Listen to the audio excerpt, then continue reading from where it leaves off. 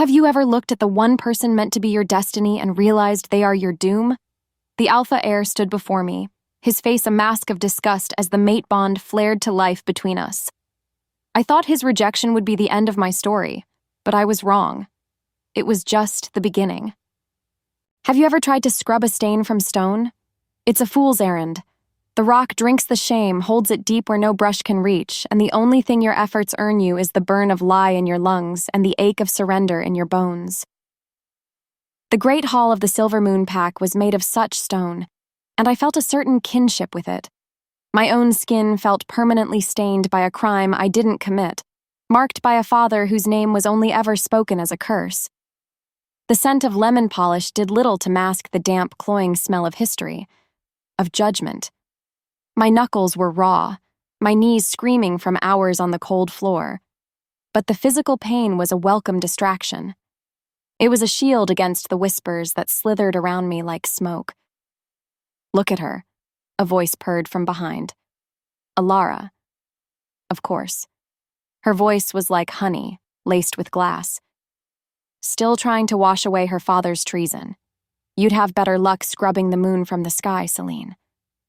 Her two friends, Betas with more ambition than sense, giggled. The sound bounced off the high vaulted ceiling, each echo a tiny, sharp stone thrown at my back. I didn't turn around. I didn't give them the satisfaction. Instead, I focused on a particularly stubborn scuff mark near the hearth, putting all my energy into the circular motion of my rag. Invisible. That was the goal. If they couldn't see me, they couldn't hurt me. It was a childish prayer, and like most of my prayers, it went unanswered. A polished boot nudged my bucket, sloshing dirty water onto the spot I'd just cleaned. "Oops," Alara said, the apology a weapon. How clumsy of me. You don't mind, do you? It's not like you have anything better to do. This was the moment, the tipping point where I could either curl up and take it, or not. A fire, hot and wild, licked up my spine. It was an old familiar fury I'd been swallowing since I was a child, a legacy from a mother I barely remembered, and a truth about my father no one else believed. What would happen if I just let it burn? If I stood up, met her smug eyes, and told her that my father was a better man than her own would ever be? But I knew what would happen, because they always had the same final word. Traitor's daughter. And that word had the power to turn my fire to ash. So I took a breath, the lion lemon scent a familiar poison. "It's fine," I muttered, my voice tight. "I'll clean it up." Just as Alara was about to deliver another verbal blow, a heavy, authoritative voice cut through the air. "That's enough." Kale, the pack's beta, and a man who looked like he'd been carved from a mountain, stood at the hall's entrance.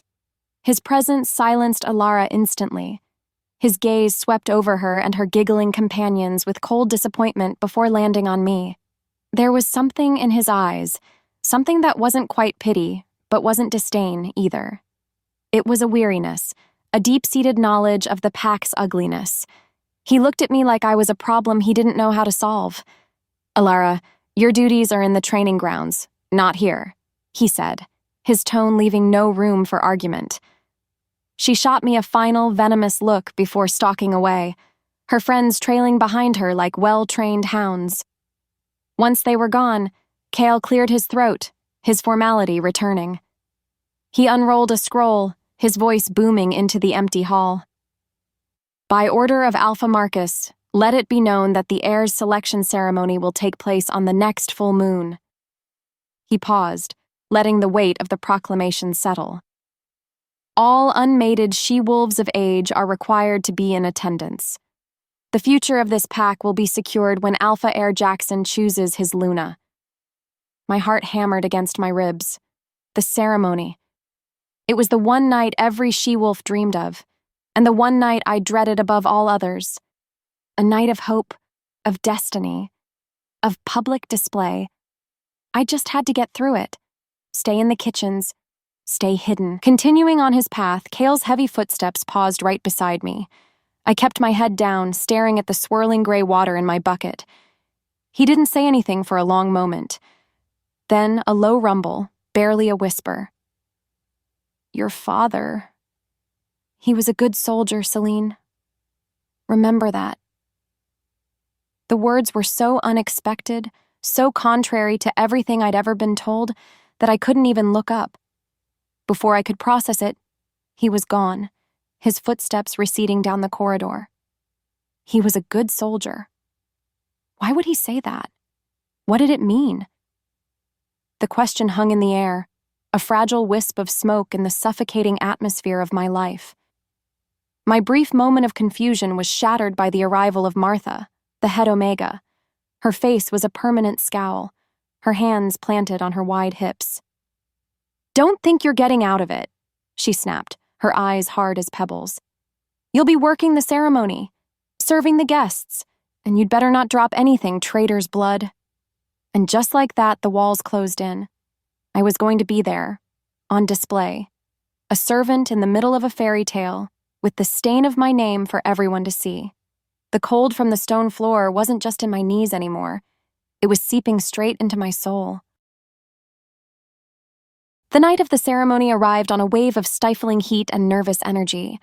The Great Hall was unrecognizable, its grim stone walls hidden behind rich crimson tapestries depicting glorious battles of Silver Moon ancestors. Hundreds of candles flickered from iron chandeliers, their light dancing across the faces of the pack, making everyone look more beautiful, more hopeful, more predatory. The air, usually smelling of old wood and wolf, was now thick with expensive perfumes, spiced wine, and the almost electric thrum of anticipation. And I was in the middle of it all, a ghost in a drab servant's uniform, my only purpose to remain unseen.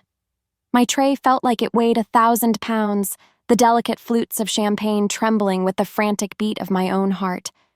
Stay in the shadows. Don't meet anyone's eyes. Just get through this. I moved along the edges of the room, my focus narrowed to the task at hand. Offer a drink, murmur a polite refusal to a drunken beta's lewd comment, and melt back into the periphery. I saw she-wolves in shimmering gowns, their laughter high and brittle as they vied for a single man's attention.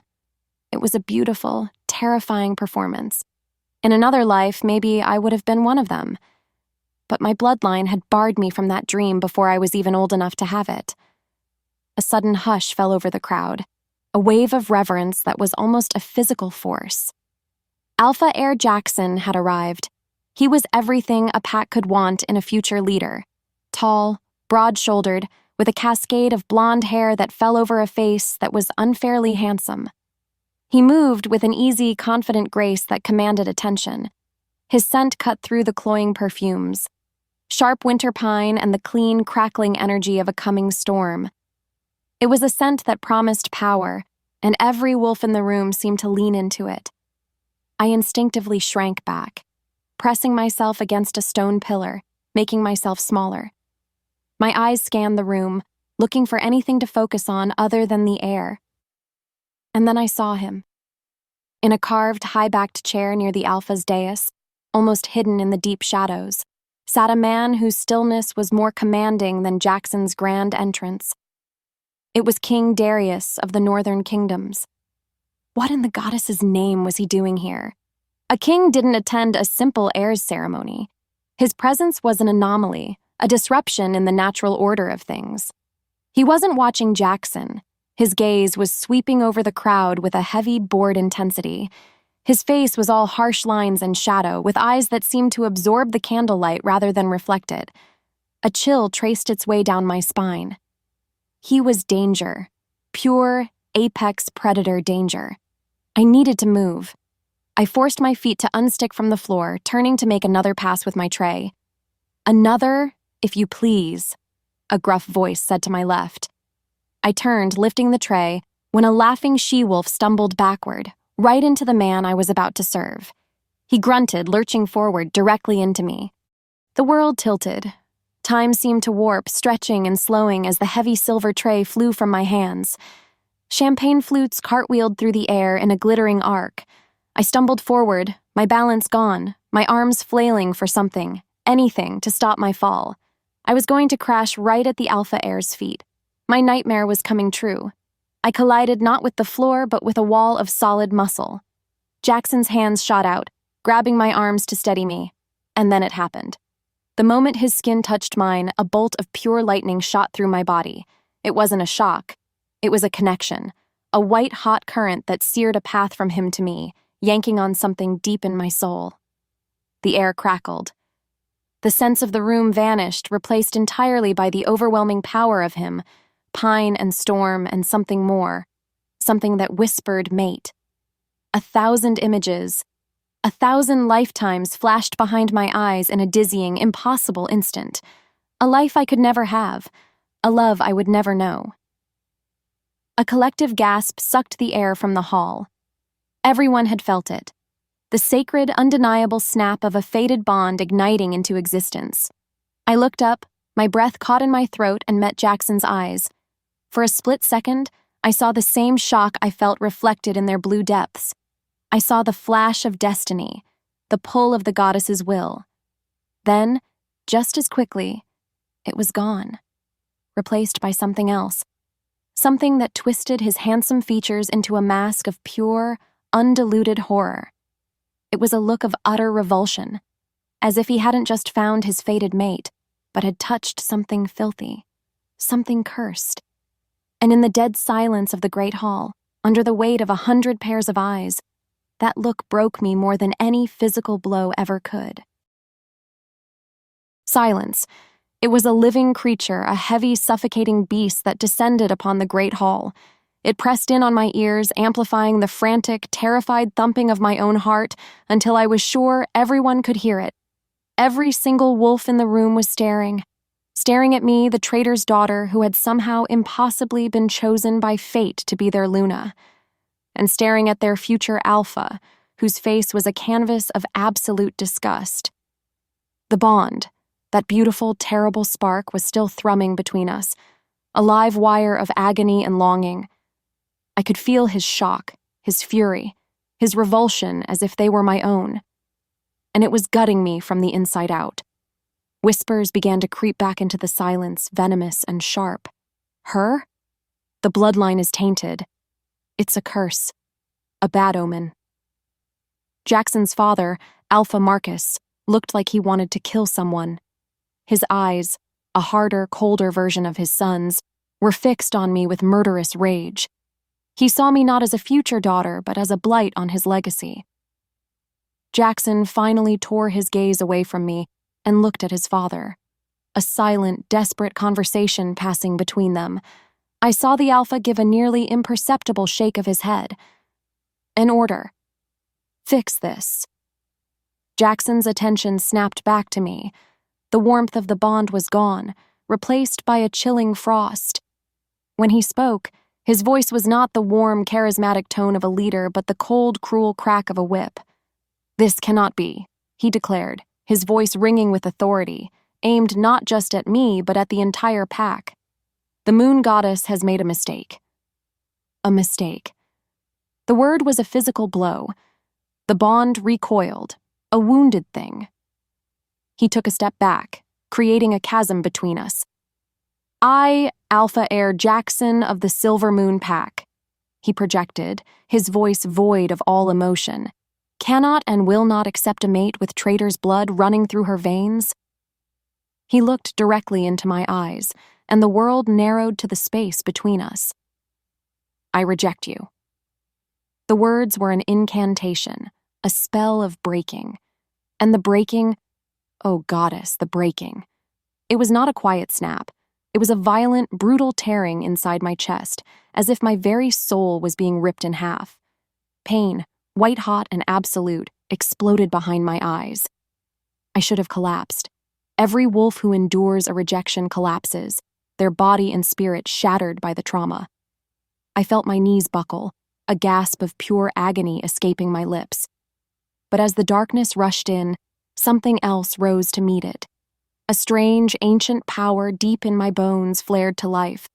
It was a stubborn, resilient fire I never knew I possessed, a strength that wrapped around the shattered pieces of my soul and refused to let me fall.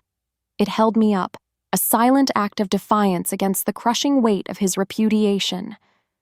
Trembling from head to toe, fighting the waves of nausea and pain, I forced my spine to straighten. I would not give him the satisfaction of seeing me crumble. I would not give this pack another reason to call me weak. I lifted my chin, and through the blur of unshed tears, I met his cold, triumphant gaze. My voice was quiet, yet it carried through the stunned hall as clear and sharp as a shard of ice. "I, Celine," I said, tasting my own name on my tongue as something more than a slur for the first time. "Accept your rejection, Alpha Jackson." It was done. I had taken his ultimate act of humiliation and turned it into my own declaration of survival. A new silence fell, this one laced not with shock, but with a grudging, confused respect. I had faced the ultimate disgrace and had not broken. But before anyone could speak, before Jackson could react, a sound ripped through the hall that had nothing to do with us. It was a growl, low, guttural, and so full of primal possession, it felt like the foundation of the world was shaking. It wasn't a sound of anger, it was a sound of ownership. Every head snapped towards the shadowed dais. The king. Darius was rising from his throne. He moved with a slow, deliberate deadliness, his body unfolding from the chair like a panther preparing to strike. The bored, heavy look in his eyes was gone, replaced by a pair of blazing golden irises that were locked entirely on me. The air grew thick, heavy with a power that dwarfed everyone else's, including the Alphas. The scent of pine and storm that had defined Jackson was utterly consumed by a new, dominant fragrance that stormed my senses. Ozone before a lightning strike, and the deep, ancient smell of rain-soaked earth. It was the scent of absolute authority. He took a step forward, into the light. The hall held its collective breath. His gaze never left mine as he spoke one word. The word was not a request, it was not a statement. It was a verdict, a claim, a brand. Mine. Mine.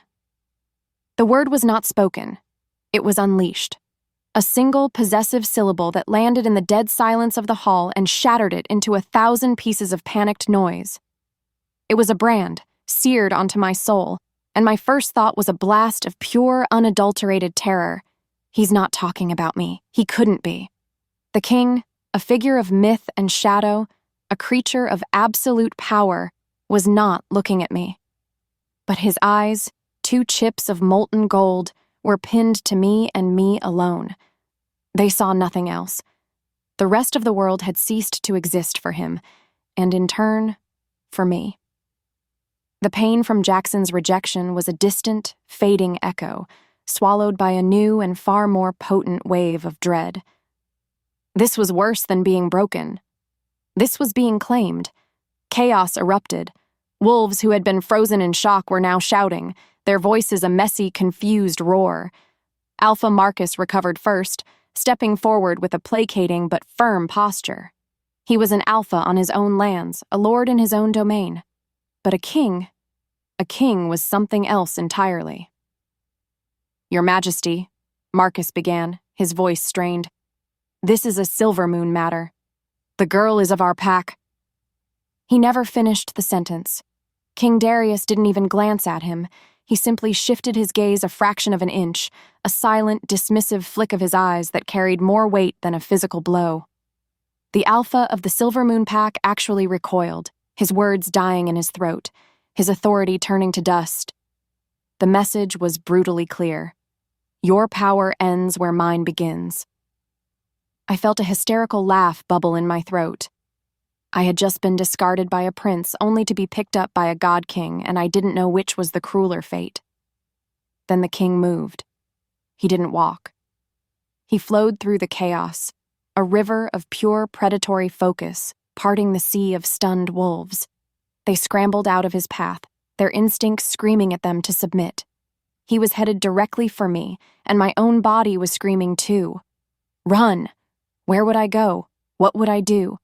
My feet were rooted to the floor, 2 blocks of useless stone. He stopped in front of me so close I was forced to crane my neck to see his face. The scents of ozone and ancient earth I'd noticed before were now an overwhelming storm, a wild, untamed fragrance that spoke of mountains and lightning. It made the air in my lungs feel thin. "You belong to me now," he murmured, his voice a low vibration meant only for me. It wasn't a proposal. It wasn't a promise of a new life. It was a statement of ownership as simple and final as a death sentence. His hand closed around my upper arm. His grip wasn't painful, but it was absolute. A warm, inescapable manacle of flesh and bone.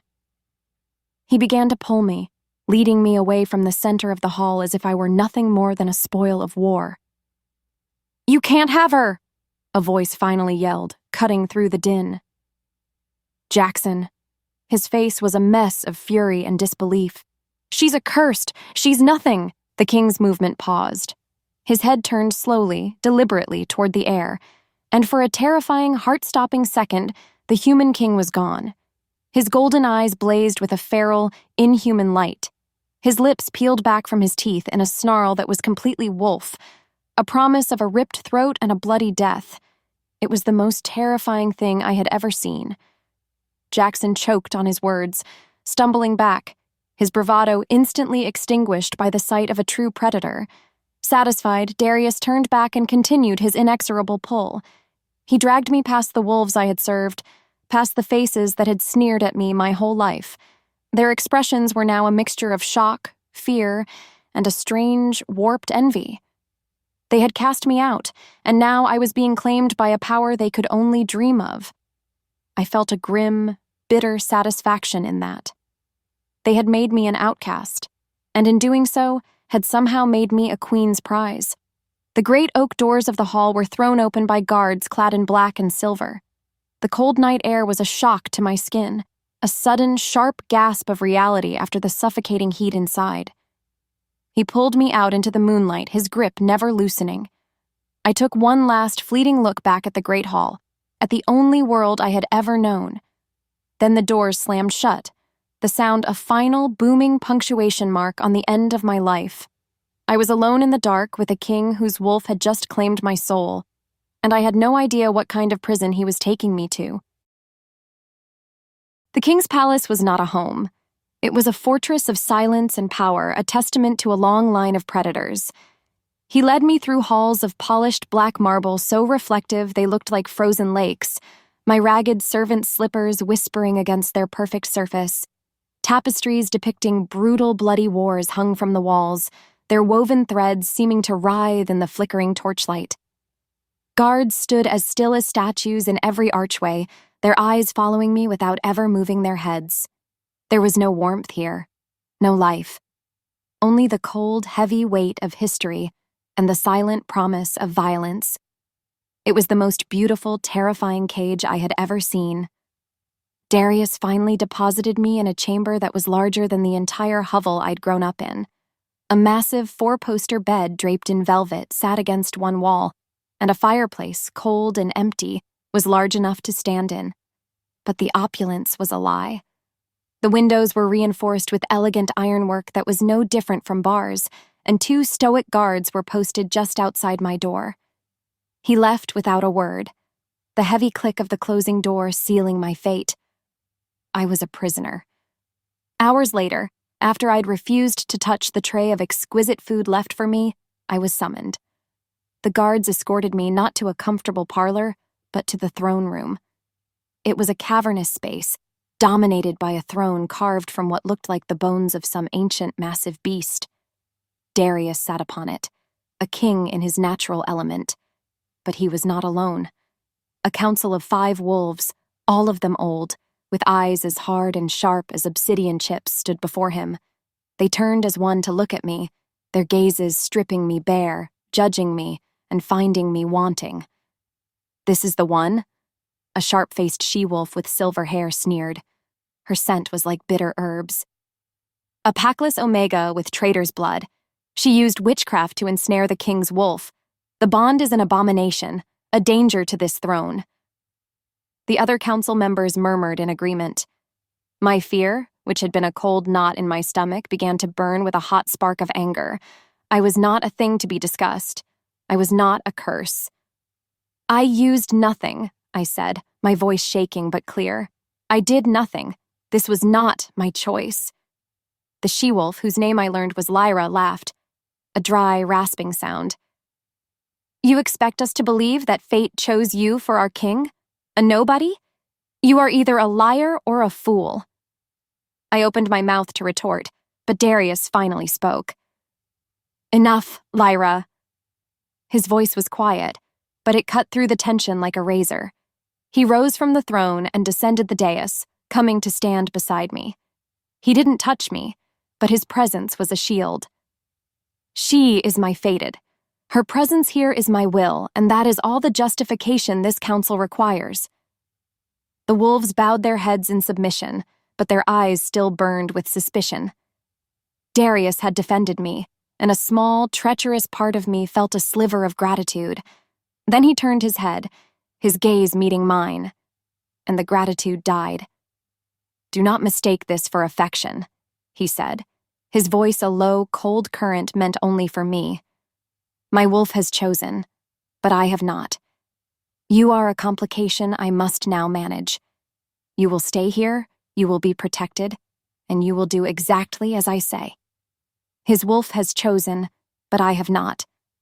The words echoed in my head as I was dismissed, sent back to my beautiful empty room. He hadn't rescued me. He had simply acquired a problem. That night, sleep wouldn't come. I stared into the darkness, the king's conflicting words wrestling in my mind. A floorboard creaked near the window. I sat up, my heart instantly pounding. It wasn't one of the guards. This was a soft, stealthy sound. A shadow detached itself from the velvet curtains, a human shape moving with inhuman silence. A glint of metal caught the faint moonlight filtering through the window. Silver. A knife. A scream died in my throat. I scrambled backward on the bed, my hand fumbling for something, anything, to use as a weapon. The assassin lunged, a silent blur of black cloth and deadly intent. I threw a heavy pillow, a useless gesture, and rolled off the far side of the bed as the knife sliced through the air where I'd just been. I landed hard on the floor, the breath knocked out of me. The shadow was on me in an instant, a knee pressing into my chest, the point of the silver blade pressing against my throat. I saw nothing of his face, only the cold, murderous intent in his eyes. And then the world exploded. The door to my chamber burst inward, torn from its hinges. Darius was a storm, a blur of fury and motion. He wasn't a king anymore. He was a beast. His eyes were blazing gold, a feral snarl ripping from his chest as he crossed the room in a single, impossible leap. He slammed into the assassin, and the sound of the impact was a sickening crunch of bone. The fight was over before it began. It wasn't a fight. It was an execution. Darius stood over the crumpled body, his chest heaving, his wolf roaring just beneath his skin. Then, his feral, glowing gaze turned to me. He had just saved my life, but as I looked at the unrestrained predator before me, I had to wonder if he was the far greater danger. His eyes dropped to my arm, where a thin line of red was welling up. The assassin's blade had nicked me. His expression was utterly terrifyingly unreadable. The aftermath was almost as violent as the attack itself. The scent of blood, sharp and metallic, filled my opulent prison cell, a stark, ugly stain on the perfumed air. 2 royal guards, their faces grim, dragged the assassin's body from the room with unnerving efficiency, leaving behind only a dark smear on the priceless rug. Reality was sinking its teeth in. This wasn't just a political game of whispers and accusations. It was a game of knives in the dark. Someone wanted me dead, and I had no idea who or why. I sat on the edge of the massive bed, my body trembling uncontrollably, while a quiet, nervous healer dabbed a foul-smelling ointment onto the shallow cut on my arm. My skin stung, but the pain was distant, unreal. All I could feel was the ghost of that silver blade at my throat. Darius hadn't left. He stood in the ruined doorway, a silent, brooding statue of rage. The feral gold had receded from his eyes, but his posture was still coiled tight, a predator held in check by a thread of will. He watched the healer's every move, his gaze fixed on the small wound on my arm. Was he angry that his new property had been damaged? The thought was as chilling as it was likely. A guard appeared at his side, bowing low and speaking in a hushed tone. Though his voice was quiet, the words carried in the tense silence of the room. "Your Majesty, the Alpha heir is at the gates. Jackson. He's demanding an audience." The guard hesitated. "He is making a scene, shouting about a curse, swearing vengeance on her." My blood ran cold. Jackson. Of course. It wasn't enough to reject me, to publicly humiliate me. Now he was painting a target on my back, fueling the hatred of his pack, and it seemed giving assassins a reason to come for me. He was turning my name into a war cry. This nightmare wasn't ending. It was just beginning a new, bloodier chapter. The healer finished, tying a clean linen bandage around my arm before scurrying away, clearly terrified to be in the king's presence a moment longer than necessary. We were alone. The silence stretched, thick with unspoken words and the scent of blood. I couldn't take it anymore. This gilded cage, this life-or-death game, I wanted no part of it. I stood up, my legs still shaky, and faced him. "This is because of me," I said, my voice stronger than I expected. "He's out there, calling me a curse, and someone already tried to kill me. This is your world, Darius, not mine." I took a breath, gathering every ounce of defiance I had left. "Let me go. I don't want your protection, I don't want this palace, and I don't want you." I tried to push back against the faint, infuriating pull that had started to form between us, the echo of a bond I refused to acknowledge. "Just let me disappear." He was across the room in 2 long, silent strides. Suddenly he was there, looming over me, his sheer size and power sucking all the air from my vicinity. He looked down at me, his face an unyielding mask of stone, but his eyes held a dangerous, flickering light. "Go where?" he asked, and his voice was so dangerously soft it was more frightening than any shout. "Back to the pack that mocked you your entire life? To the loving arms of the Alpha who threw you away like trash and now screams for your death at my gates?" He leaned in closer, his scent of storm and earth an intoxicating, terrifying wave. "There is no out for you anymore, Celine. Do you understand? Your obscurity is gone. The moment my wolf claimed you, your old life was burned to the ground." His gaze was relentless, pinning me in place. "Your only reality is here, with me." The finality in his words was like a physical blow, stealing the last of my fight. He was right. There was nowhere to run. I was trapped. His gaze dropped to the new bandage on my arm. Gently, almost reverently, his fingers brushed against the linen. The touch was electric, an unwanted spark that shot up my arm, a traitorous jolt of heat. My breath hitched. He lifted his eyes back to mine, his expression dark, possessive, and utterly absolute. "You may hate me," he whispered, the sound a chilling, intimate vow. "But you will live."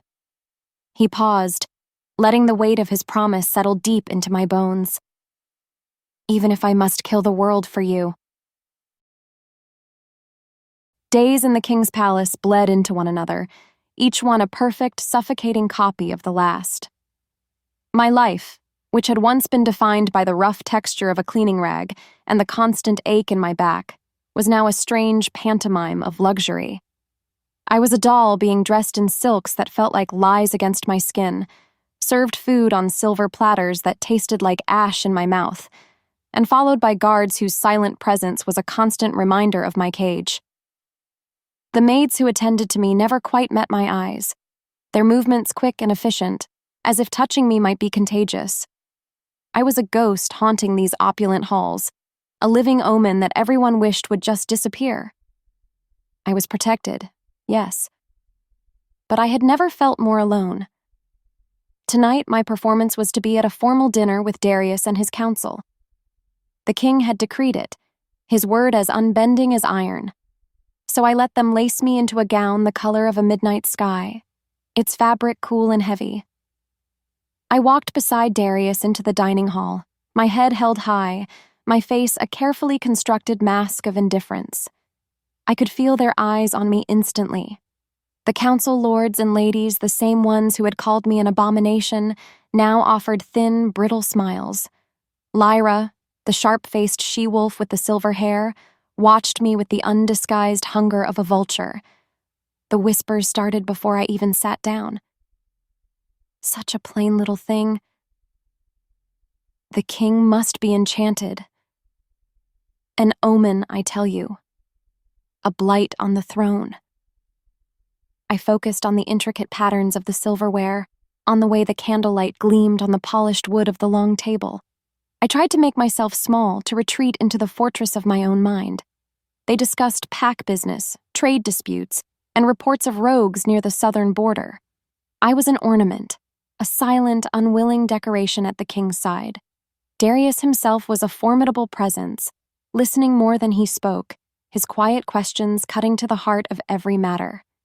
He hadn't spoken a word directly to me since we'd entered the room. Then, a younger lord named Valerius, with eager eyes and a desire to prove his worth, turned his attention to me. The table fell silent. "My lady Celine," he began, his voice overly formal. "Your former pack is near the disputed Sunstone River. What is your perspective on the Silver Moon's claim to the eastern bank?" The question was a stone thrown into a still, silent pond. Everyone stared, expecting, what? Tears? Stuttering? Silence? They saw me as a witless omega, a piece of property. The old Celine would have shrunk from the attention, her face burning with shame. But something had changed in me since that night. I had been shattered and claimed, and in the wreckage a hard, defiant thing had been forged. I thought of Cale's strange words. He was a good soldier. I remembered my father, not as a traitor, but as a man who would sit with me and trace the pack territories on an old map, his voice full of respect for the land. I met Lord Valerius's gaze. "The Eastern Bank has always been hunting ground," I said, my voice steady. "The soil is too rocky for farming, and the river floods in the spring. Silver Moon has never had a use for it, except to say that they own it." It was a simple observation, not a political strategy. But it was truth, spoken plainly. The council members exchanged surprised glances. Lyra's lips thinned into a displeased line. I chanced to look at Darius. He was watching me, his head tilted slightly, and for the first time, the look in his dark eyes was not one of irritation or cold duty. It was surprise, and something else, something I couldn't name.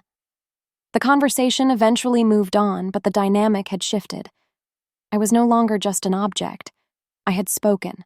I existed. When the long dinner finally concluded, Lord Valerius, perhaps emboldened by the king's lack of reprimand, stepped to my side as I rose. "Allow me, my lady," he said, offering me his arm. It was a simple, polite courtesy, a gesture offered to any high-born lady. Unthinking, I placed my hand on his forearm. A low, rumbling sound vibrated through the entire room, seeming to come from the very stones. It was a growl, deep, guttural, and absolutely lethal. It came from the king's chest. Valerius snatched his hand away from me as if he'd been burned, his face instantly pale with terror. He took 2 quick steps back, bowing his head in submission. I stared at Darius, my heart hammering against my ribs. His face was a mask of cold fury, his eyes fixed on the spot where Valerius's hand had just been. He was looking at my arm as if the young lord had branded me, had dared to touch something that belonged exclusively and absolutely to him. Sleep was a shallow, restless thing, haunted by golden eyes and the memory of a possessive growl. I was drifting in that gray space between dream and wakefulness when a sound tore me from it. It was a roar. Not a human shout of anger, but a deep, guttural sound of pure agony that seemed to shake the palace to its very foundations. It was a sound of something breaking, of a creature being torn apart from the inside out.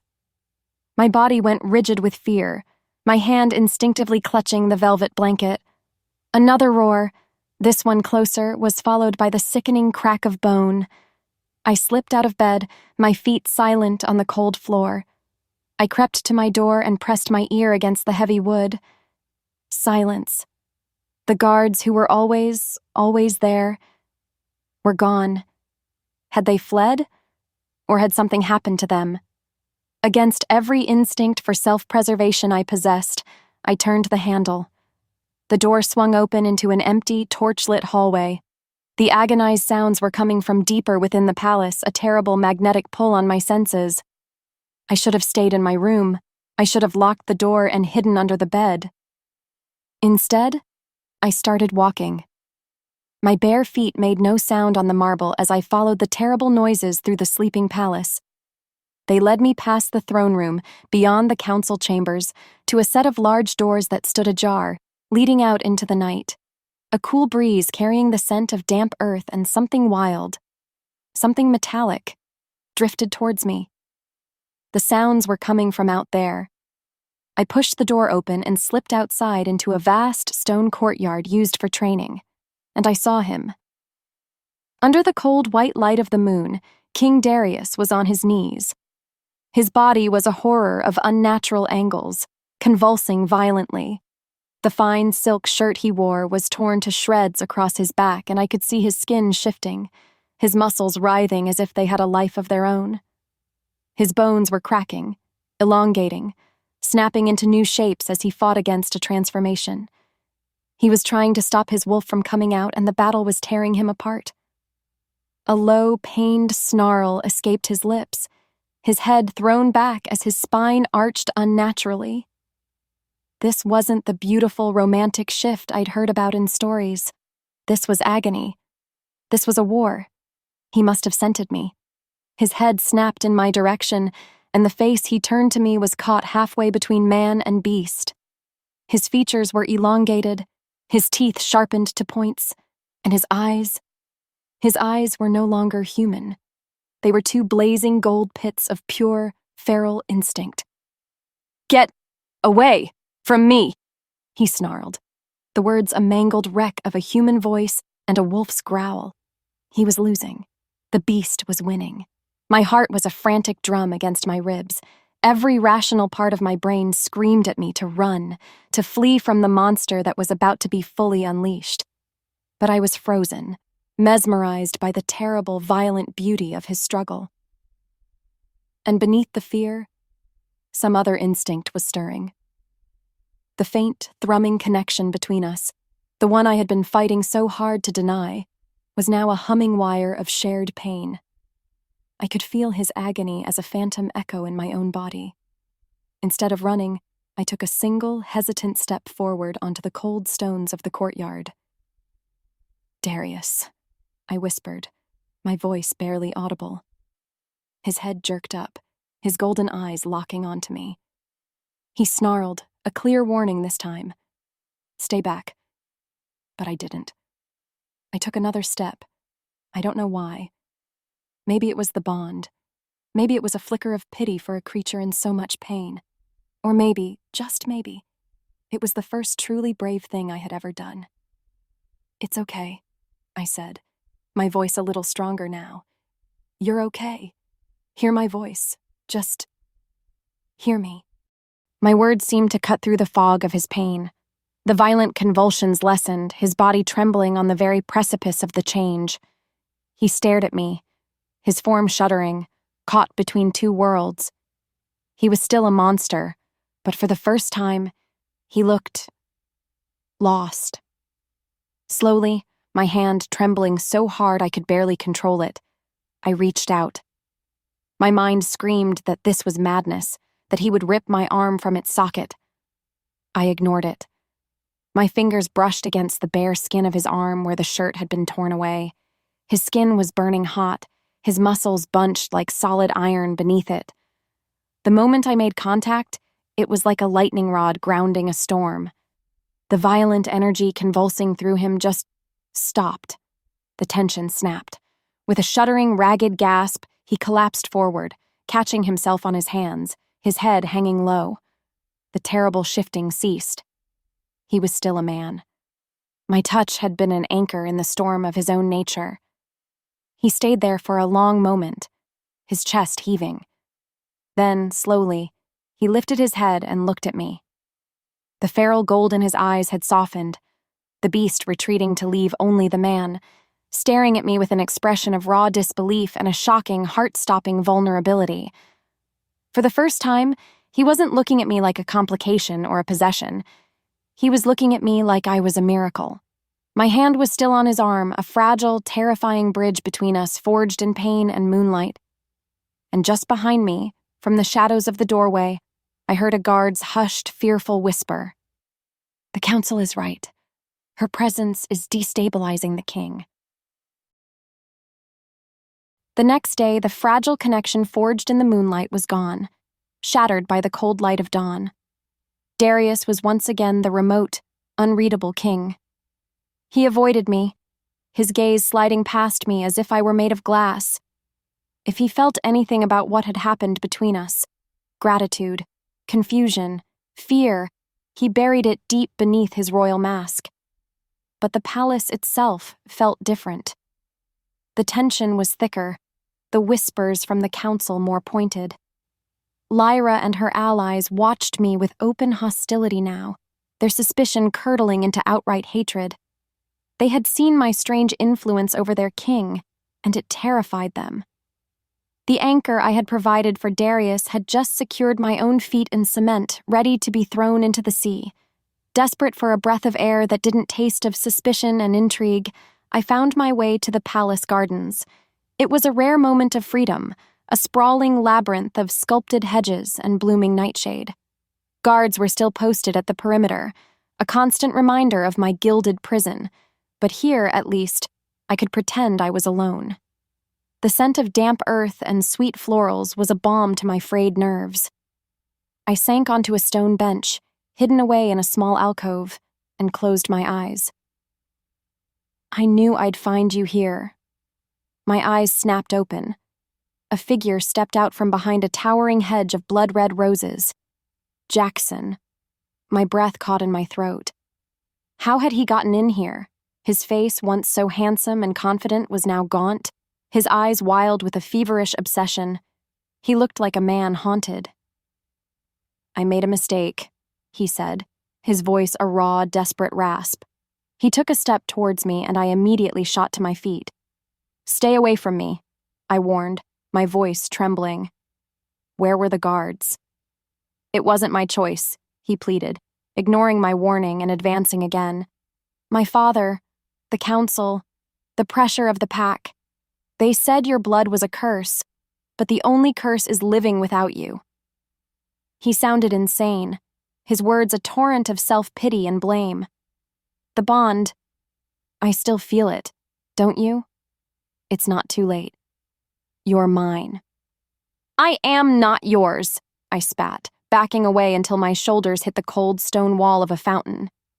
"You threw me away. I'll get you back," he snarled, his desperation twisting into something ugly and possessive. Before I could scream, before I could even think, he lunged. His hands grabbed my arms, his fingers digging into my flesh like claws. He slammed me against the wall, his body pinning me. "I'll fix this." And then his mouth was on mine. It wasn't a kiss. It was an assault. A brutal, bruising act of ownership, meant to punish and reclaim. It tasted of poison, of stale wine and the bitter tang of regret. I struggled against him, my hands pushing uselessly against his chest, a strangled sob caught in my throat. This was a nightmare. This was a violation, a blur of motion, a sound like a thunderclap. Jackson was ripped away from me with impossible strength, flying through the air and slamming into the far stone wall with a sickening crunch. He crumpled to the ground, groaning. Darius stood where Jackson had been, a figure of absolute, terrifying fury. His face was a mask of cold death, but his body betrayed the inferno raging within him. His claws, long, black, and lethal, had sliced through the skin of his fingertips. A murderous growl, deeper and more terrifying than any I had heard from him before, tore from his chest. "I will tear you limb from limb," he snarled. and his voice was no longer human. It was the beast, promising a bloody, painful death. He stalked towards the groaning, pathetic form of the alpha heir, every movement radiating lethal intent. He was going to kill him. Right here. "Stop!" The scream was ripped from my throat, raw and desperate. The sound of my voice was the only thing in the world that could have reached him.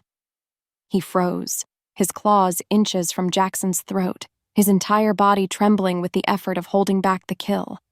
With a final, disgusted snarl, he straightened up and gestured sharply. Royal guards, who had appeared as if from nowhere, swarmed Jackson, dragging the terrified and broken heir away, presumably to the dungeons. Darius turned to face me. His fury was still there, but it had been banked, transformed into a cold, terrifying pressure that was almost worse than the open rage. His golden eyes swept over me, and I felt like a flaw, a disruption he was moments away from eliminating. He opened his mouth to speak, but before he could, I heard voices.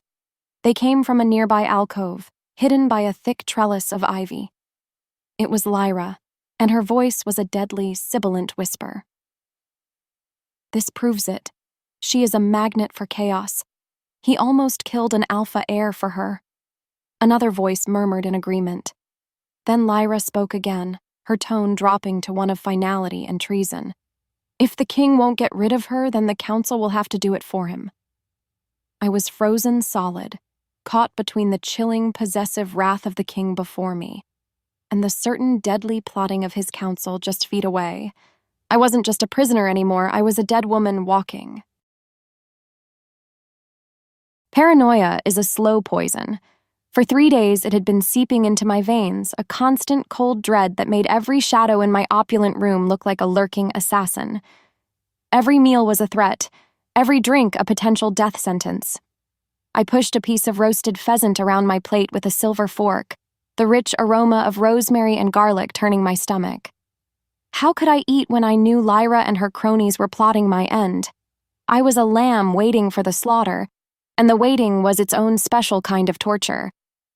I trusted no one. Not the stone-faced guards outside my door, not the silent maids who flitted in and out, and certainly not the king, who had been a ghost since the incident in the garden, his presence in the palace a heavy, unseen weight. Then came a soft knock at my door. It wasn't the firm, official rap of a guard. My heart leaped into my throat. I didn't answer. The door creaked open anyway, and a young maid I recognized peeked her head in.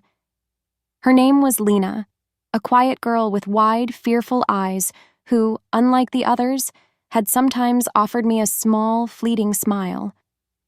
She was carrying a single steaming cup on a small tray. "My lady," she whispered, stepping inside. I brought you some tea. My grandmother's recipe. It helps with troubled sleep." I stared at her, my posture rigid. "I didn't ask for tea." "I know," she said, her gaze dropping to the floor. She placed the cup on the table beside me. The steam smelled sweet, of chamomile and honey. "It's just, I hear what they say about you in the halls, the council. It isn't right." She finally looked up, and her eyes were shining with what looked like genuine sympathy. "You're not a curse. You shouldn't be treated this way." Her words, they were like a drop of water on a parched tongue, a single, kind voice in a world of whispers and hate. I was so starved for a human connection, for one person to look at me and not see a problem to be eliminated, that my paranoia faltered.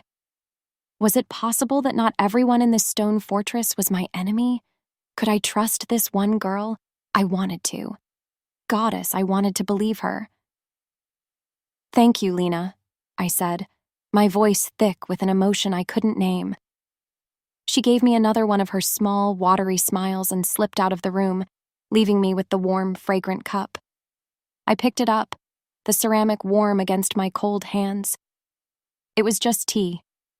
A simple act of kindness, a gesture of solidarity. I took a sip.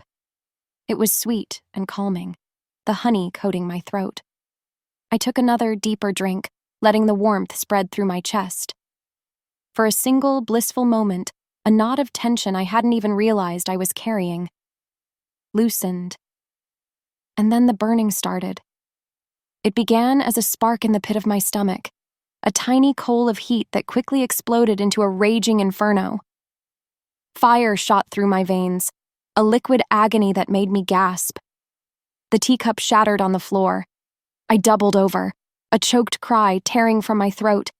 My vision swam, the candlelight of the room blurring into streaks of painful light.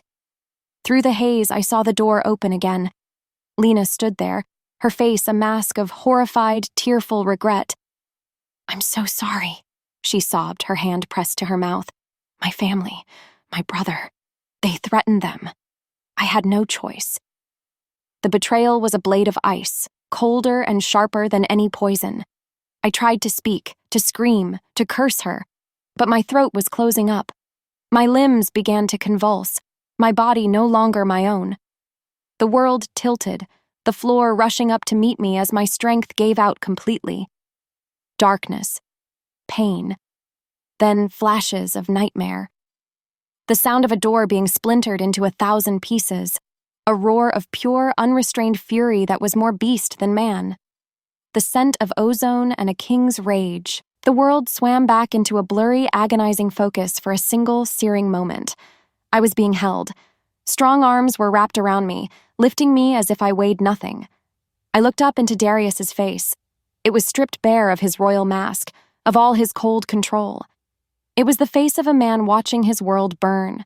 His agony was a palpable force, a storm I could feel on my skin. He wasn't looking at me. He was looking up, at the ceiling, at the sky, at the goddess herself, and the sound that ripped from his throat was the most broken thing I had ever heard. "Don't take her!" he roared, his voice cracking with a desperate, feral plea. "Not again! Do you hear me? Take me instead!" His anguish was the last thing I felt before the darkness swallowed me whole, a desperate cry from a king begging fate on behalf of a girl he claimed not to want. Waking up was a slow, gentle drift. I surfaced from a deep, dreamless ocean of black, my first sensation not of pain, but of a strange, quiet humming beneath my skin. It felt like a new current of energy, a cool, clean fire flowing through my veins where the poison's heat had been. The agony was gone. I felt weak, yes, but also whole, more whole than I had ever been. I opened my eyes. The ceiling above me was not the familiar carved plaster of my chamber, but dark, exposed wooden beams. The air smelled different, too, not of perfume and dread, but of old leather, wood smoke, and the crisp scent of the outdoors. The scent of him. I turned my head. I was in the king's bed, a vast expanse of dark furs and clean linen, and slumped in a heavy armchair beside me, his head fallen back at an awkward angle, was Darius. He was asleep, and the sight stole the breath from my lungs. Every ounce of his formidable, intimidating power had been stripped away by sheer exhaustion. His face, usually a mask of unyielding control, was unguarded, vulnerable. There were dark circles under his eyes, and a line of strain was etched between his brows. He looked like a man who had been through a war. For me. A quiet cough brought my attention to the other side of the room. The royal healer, a kind-faced old man, bowed his head. "My lady, it is a relief to see you awake." "What happened?" I whispered, my throat dry. "You were poisoned," he said, his voice grave. "A lethal concentration of wolfsbane. By all rights. You should not be alive." He looked at me with a mixture of awe and confusion. "We did everything we could, but the poison was too strong, too fast. We could not stop it." He hesitated, choosing his words carefully. "But then, it simply vanished. Your body, it healed itself. It is a miracle I cannot explain." A miracle. Or something else. I looked down at my hands, feeling that strange humming power again. The healer's words were interrupted by a sharp intake of breath. Darius was awake. His eyes snapped open, landing on me, and for a split second I saw a tidal wave of undiluted relief so profound it was like a physical blow. Then, just as quickly, the mask was back. The king returned. "How do you feel?" he asked, his voice a low, rough rasp from sleep. "Alive," I answered, and the word felt enormous. He nodded, pushing himself out of the chair. He looked as if he hadn't slept in days. "In my search for an antidote," he began, his tone all business now. "I had your old quarters in the Silver Moon pack house searched. Torn apart, actually." A grim, humorless smile touched his lips for an instant.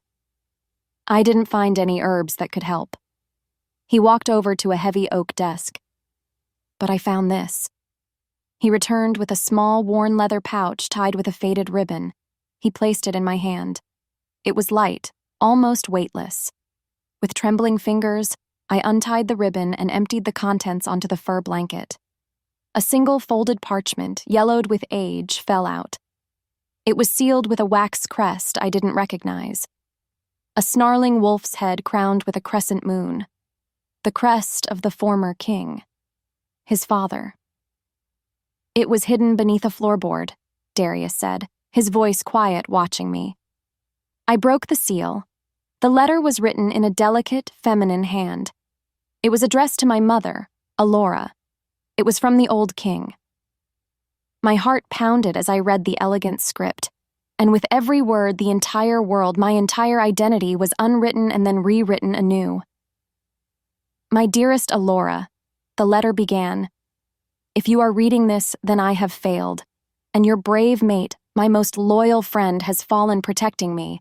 Know this and never let them tell you otherwise. Ronan did not betray me. He died saving my life from the vipers in my own council, Hale, Valerius, and Lyra's father, Lord Tristan. They orchestrated the attack, and when it failed, they silenced your Ronan and branded him a traitor to cover their own treason." A sob caught in my throat. My father. A hero. Not a traitor. The shame I had carried my entire life began to burn away, replaced by a hot, righteous fury. But the letter wasn't finished. "You must protect the child you carry. Protect our Celine. Her blood is not a curse, it is the most sacred of blessings. She is of the first line, a direct descendant of the first Luna, blessed by the goddess herself at the dawn of our time. This is why I have kept you hidden, why Ronan guarded you so closely. Her blood holds a power they cannot comprehend, a resilience against death, a connection to the very soul of our people. She is not meant for a simple life. She is destiny." The letter fell from my fingers. I was destiny. The strange power I'd felt, the fire that had held me up during the rejection, the coolness that had fought the poison. It was my blood, my birthright, from the first Luna. The shame that had been the foundation of my life crumbled into dust, and on its ruins, a pillar of incandescent rage and purpose began to rise. I looked up at Darius, the last tear I would ever shed for my father's name drying on my cheek. For the first time, there was no fear in my gaze, only fire. "They will pay for what they did to him," I said, and my voice was not the whisper of a broken Omega. It was the low, dangerous promise of a queen. Walking into the throne room felt like walking into my own legend. Just yesterday, I would have entered this hall with my head bowed, a frightened girl playing dress-up. Today, I walked with my spine straight, the ghost of my father at one shoulder and the power of the first Luna humming in my veins. Darius was at my other side, his presence a silent, solid wall of support. He had ordered the entire council to assemble, and as we entered, I saw them, the lords and ladies who had whispered about me, judged me, and tried to murder me. Lyra stood at their center, her face a mask of cold composure, but I saw the flicker of pure shock in her eyes as she saw me, alive, healthy, whole. She had expected to be meeting with a grieving king, not a resurrected ghost. A heavy silence fell over the room, thick with tension and the scent of fear. Darius didn't bother with pleasantries. He strode to the center of the room and, with a flick of his wrist, sent the old king's letter spinning onto the polished stone table. It slid to a stop directly in front of Lyra. "Explain this," Darius commanded, his voice deceptively quiet. Yet it rolled through the cavernous hall like thunder. Lyra's eyes darted to the letter, to the familiar royal seal. Panic, stark and ugly, flashed across her features before she could hide it. Her composure, so perfect and practiced, began to crack. "Your Majesty," she began, her voice tight. This is an outrage, a forgery, a trick concocted by this creature to sow discord." "A trick?" Darius's voice dropped even lower, becoming a dangerous purr. "My father's own seal? His words confessing your father's treason? Do you take me for a fool, Lyra?" She was cornered, a trapped animal, and like any trapped animal, she chose to bite. Her fear twisted into a fanatical, shrieking fury. "The letter proves our point," she screeched, pointing a trembling finger at me. "It proves how dangerous she is. You heard the healer? She survived a poison that should have killed an alpha in seconds. That bloodline? It isn't a blessing. It's a weapon. A power outside of our control that will bring ruin to this kingdom." She turned her frantic gaze upon the other council members, the ones whose fathers had been named alongside her own. They saw their one and only path to survival. "The ancient law is clear," Lyra cried, her voice rising with hysteria. "Any being, any power, that poses a direct and uncontrollable threat to the stability of the throne must be eliminated. It is our sworn duty to protect this kingdom. We, the King's Council, decree that she must die." "She must die," another lord echoed, his face pale with sweat. "It is the law." The throne room fell silent once more. The decree had been made. It was the council's most sacred and final power, the right to condemn a threat to the throne. They all turned to look at Darius. He was the king, the ultimate authority, but he was also bound by the ancient laws of his kingdom. His face was unreadable, a mask of carved stone. Would he follow the law that had governed his people for 1,000 years?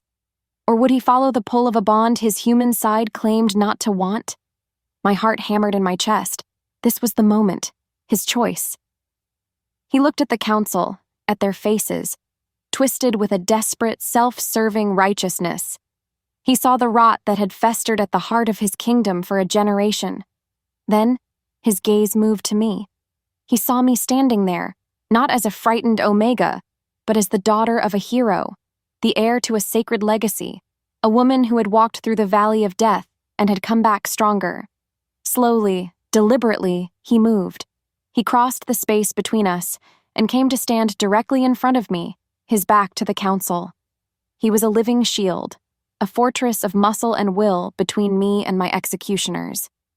"I am the king," he said, his voice quiet, but each word was imbued with absolute, unshakable power. "And I refuse your decree." It was a declaration of war, a king choosing a fated mate over his own government. Gasps of shock and horror rippled through the council. Lyra looked as if he had physically struck her. Before she could unleash another tirade, Darius gestured to his royal guard. "Arrest them," he commanded. "All of them. Treason is not a matter for debate." As the guards swarmed the protesting council members, dragging them away, another figure burst into the throne room. A young guard, his face white with panic. He skidded to a halt, bowing hastily before the king. "Your Majesty," he gasped out of breath. "A message. From the dungeons. It's the Alpha heir, Jackson." Darius turned, his posture immediately rigid. "What about him?" The guard was trembling. "He's begun a ritual, sire. Blood magic. The prison mages say it's an old and forbidden rite. A rite of severance.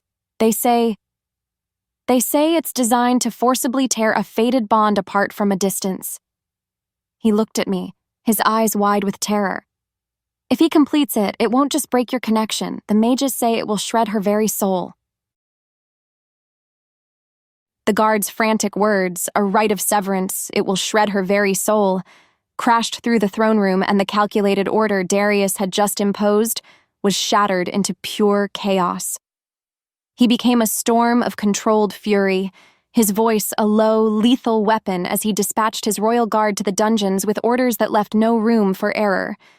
"Stop that ritual. Use any means necessary short of killing him. I want him alive to answer for this." He turned to me then, and in the depths of his eyes, beneath the rage, I saw a flicker of something I hadn't seen there before: fear. It was a raw, primal fear that he couldn't quite hide.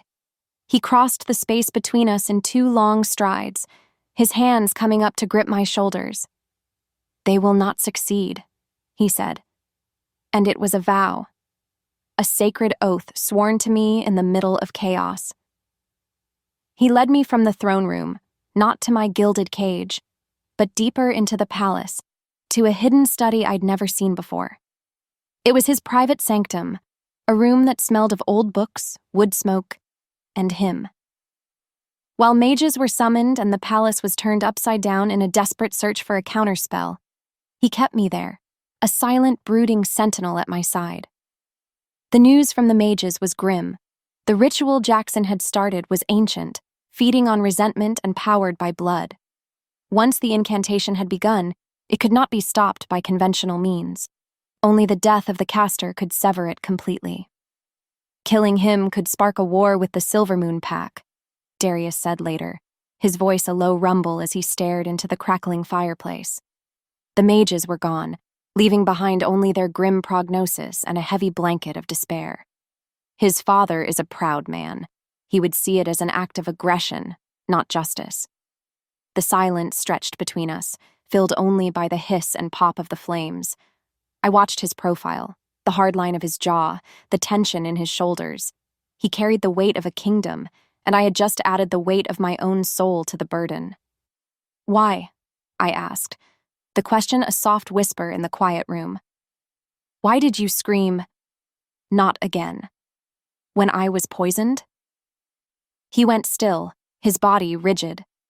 For a long moment I thought he wouldn't answer, that he would retreat behind the walls of the king.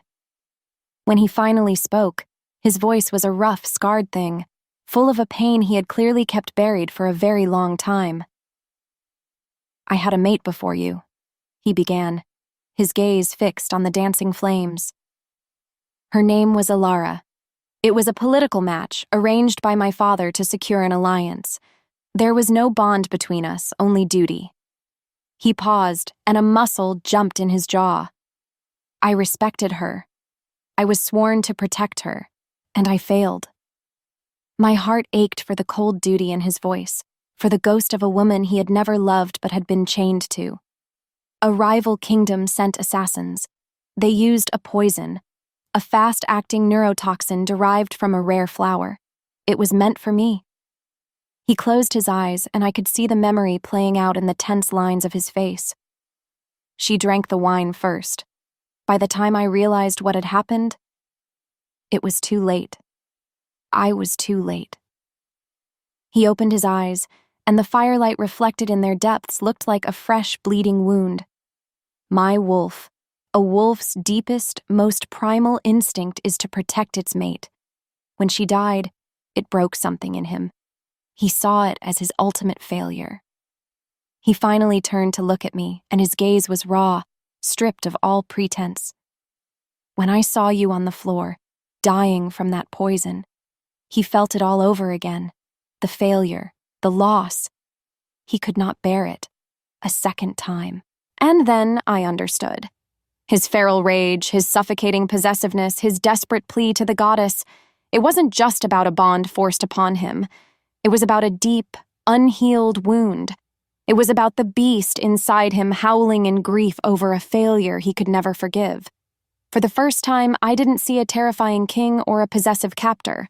I saw a man haunted by ghosts, his wolf's instincts forever intertwined with a tragedy. A fragile, tentative thread of trust began to weave itself around my heart. He was more than just a monster. As that vulnerable, silent understanding hung in the air between us, a new sound shattered the peace. A loud, clanging bell. An alarm, ringing frantically from the courtyard. Shouts echoed from the hallway. We looked at each other, the brief moment of connection instantly broken. The stained glass window of the study exploded inward, showering the room in a rainbow of deadly shards. Two figures clad in black leather, the insignia of the traitorous council lords on their armor, tumbled through the broken frame, their silver daggers already drawn. They were not here for the king. Their eyes, cold and merciless, were fixed on me. The explosion of glass and the sudden invasion of armed men happened in a split second. But for me, time seemed to slow to a crawl. Darius moved before the first shard of stained glass even hit the floor. He shoved me behind him with a force that sent me stumbling back against his heavy desk, his body becoming a living shield. A snarl, so feral and full of hate it was barely human, was ripped from his chest. "You will not touch her," he roared, and then the study erupted into a whirlwind of brutal, close-quarters combat. I watched, my heart hammering against my ribs, as the king became a tempest of fluid, lethal motion. He didn't fight with the clumsy rage of a brawler. He moved with the deadly, economical grace of a born predator. He ducked under the wild slash of one assassin's blade, his hand shooting out to snap the man's wrist with a sickening crack. He spun, using the first man's body as a shield against the second, his other hand catching the descending knife hand of his new opponent. The assassins were skilled, but they were men fighting a king. And the king was fighting like a beast protecting its mate. I wouldn't be useless. I wouldn't just cower while he fought for my life. My eyes darted around the room, landing on a heavy, leather-bound book on the corner of the desk. As the second assassin shoved Darius back, creating a momentary opening, I grabbed the tome and hurled it with all my strength. It struck the man square in the side of the head. His focus faltered for a fraction of a second, and a fraction of a second was all Darius needed. He drove his elbow into the man's throat, and the assassin crumpled to the ground, gagging. The fight was over. Silence descended, broken only by our ragged, heavy breaths. Dust motes danced in the moonlight streaming through the shattered window. Adrenaline, sharp and sweet, sang in my veins. The shared danger, the life and death struggle, had burned away the last of the distance between us, leaving something raw and undeniable in its place. Darius turned to me, his chest heaving, his eyes blazing with a fierce, possessive fire. He crossed the room in 2 strides, his hands immediately checking me for injuries, his fingers tracing my arms, my face, as if to assure himself I was real and unharmed. "Are you hurt?" he growled, his voice thick with the aftermath of battle. "No," I whispered, my own hands coming up to rest on his chest, feeling the frantic, powerful beat of his heart beneath my palms. "I'm okay." His gaze dropped to my lips. The air grew thick, charged with a tension that had nothing to do with the fight and everything to do with the man and woman left in its wake. "I will not lose you, Celine," he breathed, his voice a low, ragged promise. And then his mouth was on mine. The kiss was an explosion. It wasn't gentle or tentative. It was a desperate claiming act, a release of all the pent-up fear, the unspoken desire, the terrifying connection that had been simmering between us since that first night. I kissed him back with a ferocity that surprised me, my fingers tangling in his dark hair, pulling him closer. This was not the poisoned kiss of Jackson. This was a wildfire, a claiming of souls that was both terrifying and intoxicating. He backed me against the wall, his powerful body pressing me into the cool stone, his hands framing my face as his lips left mine to trace a burning path down my neck. The bond, that humming, living thing between us, was now a roaring inferno screaming for completion, his fangs elongated, grazing the sensitive skin just above my collarbone. He was going to mark me. He was going to seal us, right here, right now, forever. And I wanted him to. Goddess, I wanted it. I arched my neck, giving him access, my entire being crying out for the claiming bite. And then he froze. A choked, agonized gasp was torn from his throat, and he pulled back as if he'd been burned. He stared at me, his eyes wide with a fresh wave of horror and self-loathing. The ghost of his first mate, Ilara, stood between us, her memory a wall of ice. "I can't," he whispered, his voice broken. He shook his head, stumbling back. "This is the bond, the instinct. It isn't me. I can't." He couldn't separate the primal need of his wolf from the conscious choice of his heart. He thought this overwhelming desire was just a byproduct of his curse, his failure, and not a choice. The rejection, coming in this moment of ultimate vulnerability, was more devastating than Jackson's could ever have been. Tears pricked my eyes. Heartbroken, confused, and utterly humiliated, I turned and stumbled away from him, needing air, needing to escape the suffocating intensity of the room. I pushed past the ruined tapestries and shoved open a door that led to a small, deserted stone balcony. The cool night air was a shock against my heated skin. I leaned against the balustrade, my body trembling, trying to make sense of the man who would kill for me but couldn't bring himself to claim me. I never heard the footsteps. A hand, reeking of sweat and fear, clamped hard over my mouth. An arm like a band of iron wrapped around my waist, lifting me off my feet. I tried to scream, but the sound was a muffled, useless squeak. The attack on the study, it wasn't the main assault, it was a diversion. As I was dragged backward into the shadows of the palace, away from the king, away from any hope of rescue, the last thing I saw was the empty doorway of the study, a silent testament to a moment that had promised forever and delivered only ruin. I awoke to the chilling cold of stone on my back and the foul metallic taste of blood in my mouth. My head throbbed, a dull pounding drum of pain. My wrists and ankles were bound tight with rough rope, stretching me out over a large, flat altar. The air was frigid and smelled of damp earth, mildew, and something else. Something acrid and coppery, like old magic.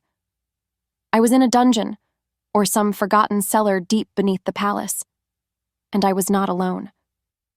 "She's awake," a voice hissed. My vision cleared, focusing on the figure standing over me. Jackson. But this was not the proud alpha heir I knew. His eyes were hollow, burning with a crazed, triumphant light. His fine clothes were disheveled and strange. Dark symbols were painted on his face. He looked like a fanatic, a man who had traded his sanity for power.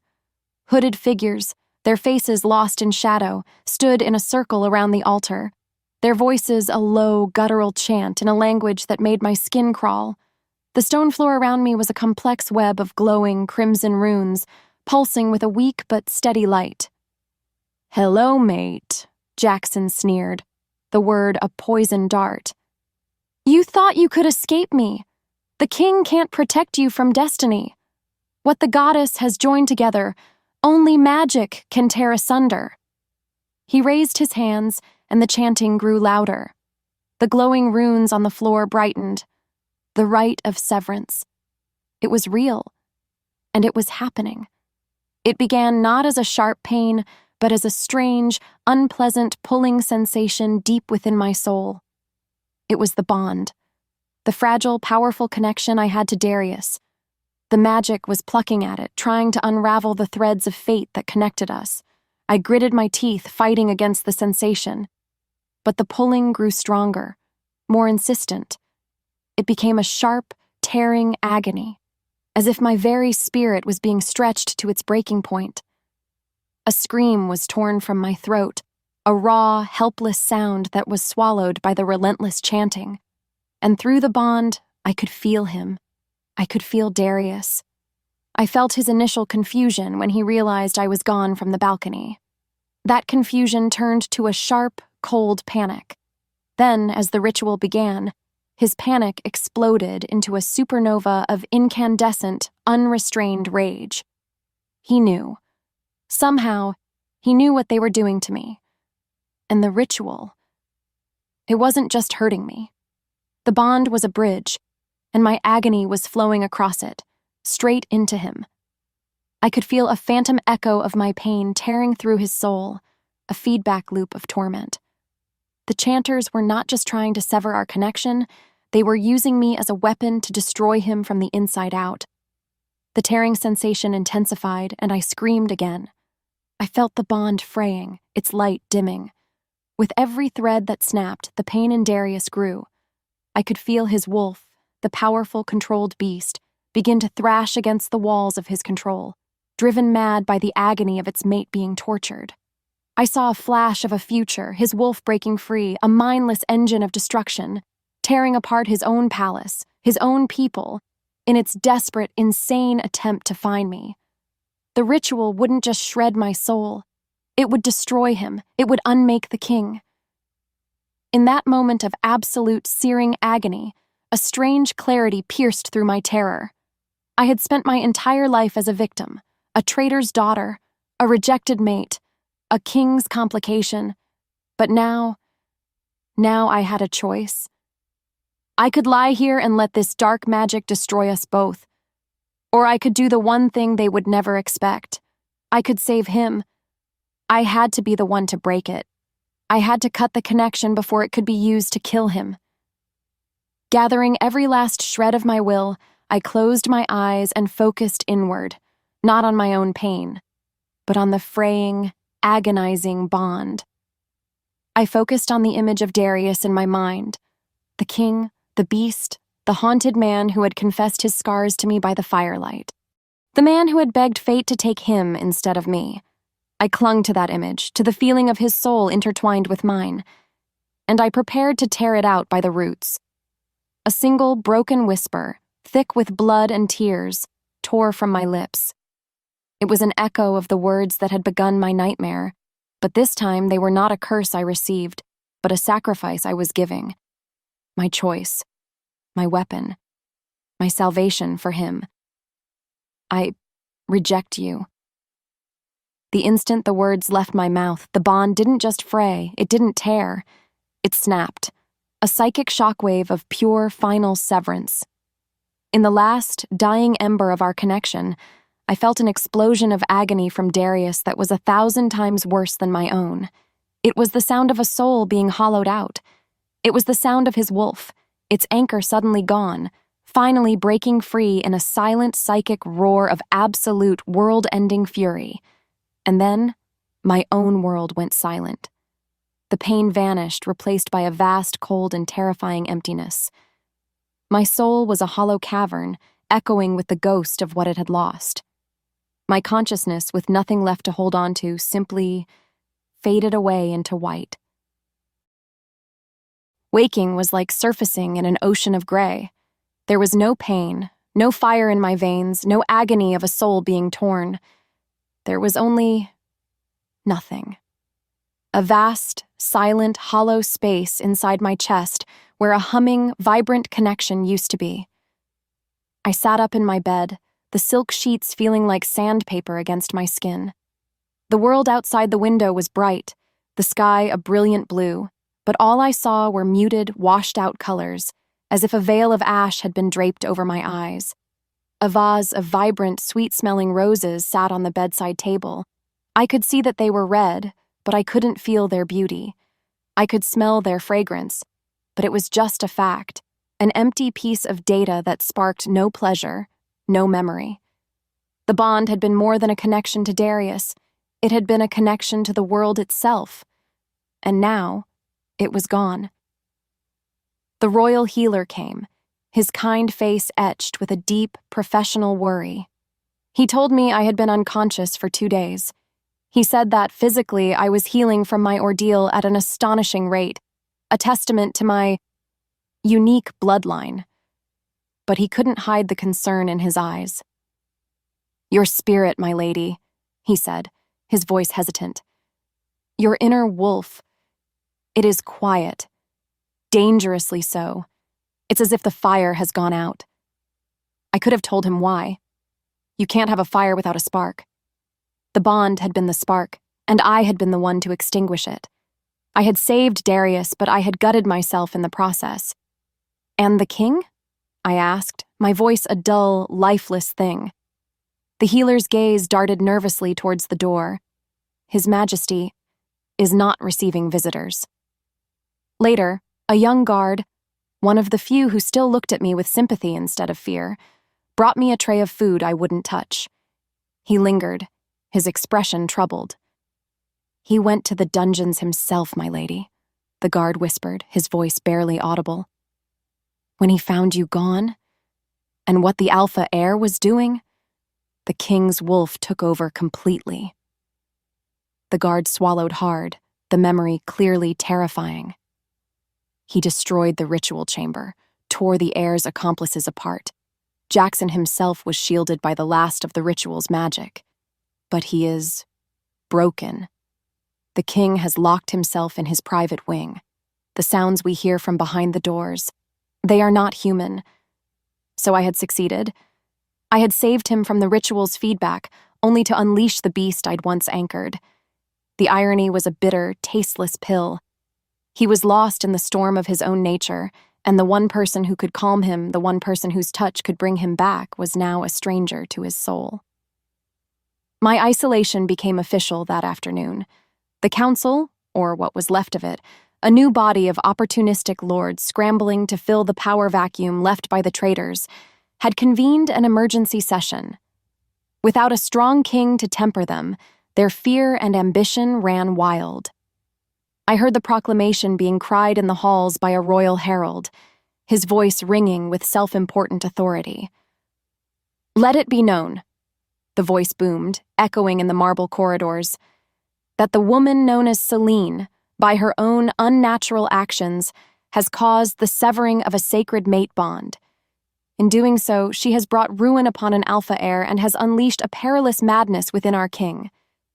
She is hereby declared a bond breaker, a cursed entity, a source of profound instability to the throne. She is to be stripped of all royal privilege and held in isolated containment until a final judgment can be rendered." The words washed over me, and I felt nothing. No anger, no fear, no injustice, just a dull, hollow resonance. They were calling me a curse, a pariah. They were locking me away. But I was already gone. They were just building walls around an empty house.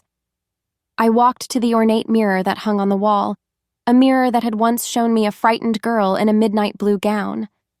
Now it reflected a stranger with dead eyes and a hollow space where her heart used to be. I spent the next day in that strange, silent limbo, a prisoner in a room fit for a queen. I was a ghost at a feast, surrounded by luxury that had no meaning. Then, late in the afternoon, the captain of the guard appeared at my door, his expression unreadable. "You have a visitor," he announced, his voice flat. He looked confused. "She claims to be your mother." The words didn't register at first. Mother? The word was foreign, a name from a story I'd read a long time ago. The woman who had vanished from my life when I was 6 years old, right after my father was branded a traitor. The woman who had left me to face the whispers, the sneers, the loneliness, all by myself. And now she was here. She was led into the room, and my breath caught. It was her, Alora. She was older, of course, her once smooth face now a fine web of lines etched by hardship, but she was still painfully beautiful. The moment her eyes landed on me, they filled with tears. She rushed forward, her arms open. I instinctively flinched back. "Celine," she sobbed, her hands fluttering in the space between us. "Oh, my sweet girl. Can you ever forgive me?" I stared at her, the hollow space inside me aching with a phantom pain. "Forgive you?" I whispered, my voice hoarse. "You left me." "I had to," she insisted, tears streaming down her face. "They would have killed me too, don't you see? After what they did to your father, I was a loose end. I ran to survive. But I never stopped thinking of you. Never." She took a hesitant step closer. "And when I heard that the king himself had claimed you, I knew it was safe to come back. I knew my powerful daughter would protect me." Her words were a torrent of excuses and self-interest, and yet, this was my mother. The only parent I had left. A desperate, treacherous seed of hope, tiny and fragile, began to sprout in the barren wasteland of my soul. I wanted to believe her. I needed to believe in someone. She must have seen the conflict in my eyes, because her expression softened. "You have his eyes," she whispered, her voice full of a genuine aching love. "Ronan, he was the bravest man I ever knew. He loved you so much, Celine. He used to say your laugh was like a handful of silver bells." She spoke of him. She shared small, perfect memories, the way he would carve little wooden wolves for me, the sound of his deep voice humming as he sharpened his blades. She brought the hero from the king's letter to life. She was the only other person in the world who knew the truth. My defenses crumbled. My desperate need for comfort, for family, for one single person to trust, overwhelmed a decade of bitterness. I let her pull me into an embrace, and I sobbed into her shoulder, a storm of grief and loneliness and despair finally breaking free. I told her everything, about the bond, about Darius, about the sacrifice I'd made, and the terrible, aching emptiness it had left behind. She held me, stroking my hair, murmuring soothing words. "Oh, my poor brave girl," she cooed. "You did it to save him. Of course you did. You have your father's heart." She pulled back, her eyes shining with a fierce maternal fire. "Don't you worry. I will make this right. I will go to this new council myself. I will tell them who you are, what you did. I will make them understand." Hope, bright and dizzying, flooded through me. My mother, she would be my witness. She would save me. I clung to her, a drowning woman clutching a piece of driftwood. "Thank you," I choked out. "Thank you. Anything for my daughter," she said, kissing my forehead. Then she left, her steps full of purpose, on her way to clear my name. Hours passed. I waited, pacing the room, that fragile hope growing with every passing minute. Maybe this was it, the turning point. The heavy sound of armored boots approaching my door made me look up, a smile ready on my face. It was too soon for her to be back, but maybe she had sent a messenger. The door swung open. It was the captain of the guard. And he was not alone. 2 other guards stood behind him, their faces grim. In their hands, they held heavy iron chains. My smile faltered. "What is this?" The captain's eyes were cold, devoid of the pity they'd held before. He held up a scroll. "By order of the acting council," he said, his voice a death knell. "On the sworn testimony of your mother, Alora, who has confirmed your unnatural and dangerous abilities to sever a sacred bond at will, you are hereby condemned as a threat to the natural order." The world dissolved into a roaring in my ears. On the testimony of your mother.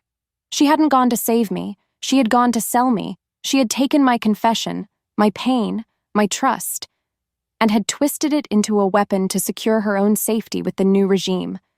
The fragile hope inside me didn't just die. It was murdered. As the cold, heavy cuffs closed around my wrists, the last ember of warmth in my soul went out for good.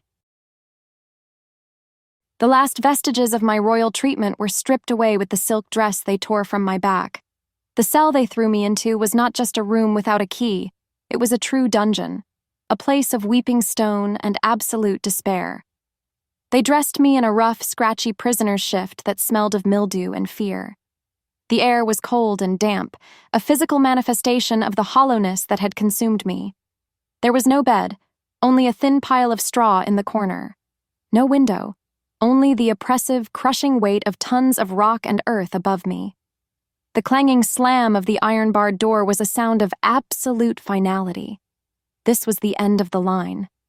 I sank onto the filthy straw, the heavy chains on my wrists a comforting, tangible weight. They were real. They were honest. Unlike everything else in my life. In the suffocating darkness, I replayed it all. A cruel, cosmic joke played out in acts. The impossible hope of the mate bond with Jackson, shattered by his disgust. The terrifying, possessive claim of the king, which blossomed into a fragile, vulnerable trust, only to be severed by my own hand. The kindness of a maid. a mask for a desperate betrayal. And finally, the return of my mother, a specter of hope who had appeared only to deliver the killing blow. Every time I had reached for connection, every time I had dared to trust, the universe had conspired to prove what a fool I was. Fate wasn't just indifferent, it was malicious, it enjoyed the show. What a joke my legacy was. Descendant of the first Luna, blessed by the goddess, a destiny. It was all a lie, a beautifully crafted story told to a gullible child. My power hadn't brought me glory. It had brought me pain, made me a target, and driven a king to madness. It wasn't a gift. It was the very curse everyone had always accused me of carrying. Sometime later, hours or minutes, time had no meaning here. Heavy footsteps echoed in the corridor. A torch's light cast long, dancing shadows through the bars of my cell. It was the new council lord, a man named Gregor with a hungry look in his eyes, the kind of man who thrives in the chaos of a fallen regime. He held a scroll in his hand, his expression one of grim satisfaction. "Celine of the former Silver Moon Pack," he began, his voice unctuous and formal. He unrolled the scroll with a snap. "For crimes against the stability of the kingdom, for the magical ensnarement and subsequent madness of King Darius, and for carrying a bloodline deemed uncontrollably dangerous to the natural order of our people, the council has reached its verdict." He looked up, savoring the moment, his eyes gleaming in the torchlight. "You are sentenced to death by injected silver. The execution will be carried out at dawn." He waited for a reaction, for me to scream, to plead, to cry. But I felt nothing. The words didn't even register as a threat. They registered as a release. The fight was over. The struggle that had defined every single moment of my existence was finally, mercifully, at an end. There was nothing left to fight for. There was no one left to believe in. I was just tired. So profoundly tired. A weariness that went bone deep, soul deep. "So be it," I whispered. The Lord looked disappointed by my lack of hysterics. He rolled up his scroll and left, his footsteps fading away, leaving me once more in the profound and welcoming darkness. Dawn. It wasn't far away. I curled up on the cold stone floor, the chains a heavy, final embrace. I finally had the answer to the question that had haunted my entire life, the question that had flickered in the back of my mind through every sneer, every rejection, every moment of hope, and every plunge into despair. Am I cursed to be unloved or chosen to be the one love that cannot be denied? The answer was so simple, so obvious. It had been staring me in the face all along. I had been chosen only for mockery, for pain. The other option was a fairy tale for other girls, girls who weren't born under a cursed star, girls who weren't stained by a traitor's blood, girls who weren't me. I closed my eyes, a strange, hollow peace settling over me. The struggle was done. I whispered the truth into the silent, waiting darkness of my tomb, a final, heartbreaking admission of my fate. Maybe I was never meant to be loved. The snap was a soundless, psychic cataclysm. One moment, a faint, agonizing thread of her soul was still intertwined with his. The next, nothing. A void. A clean, silent severance that was more violent than any scream. The wolf inside him, the beast that had been howling in shared agony, was suddenly thrown into a bottomless, silent freefall. Its anchor, the one fragile point of light in its universe, had just been extinguished. And in the absolute, terrifying silence where she used to be, the beast went mad. Darius remembered the rage only in flashes, in shards of red-tinged memory. The scent of Jackson's terror, the satisfying crunch of bone under his claws, the splintering of stone as he tore through the dungeon walls. His guards, his loyal, hardened royal guard, had been unable to stop him, and he'd savaged them for trying. He only stopped when the last of the traitorous chanters lay silent and still, the ritual's foul magic finally broken. But it was too late. She was gone. Not dead. The wolf would have known death, but erased. wiped from his senses, from his soul. He retreated. He locked himself in his private wing, a wounded animal seeking a den to bleed out in, and he let the wolf rage. For days, it was the only thing that was real. It tore apart priceless tapestries, shredded ancient furniture, and left claw marks deep in the stone walls. It howled its grief and fury into the uncaring silence, a king reduced to a mindless, broken creature. But the wolf's fury could not burn forever. It eventually exhausted itself, collapsing into a heap of trembling, heartbroken instinct. And in the quiet that followed, the man was left to deal with the wreckage. Darius sat on the floor of his ruined chambers, surrounded by the physical manifestation of his own failure.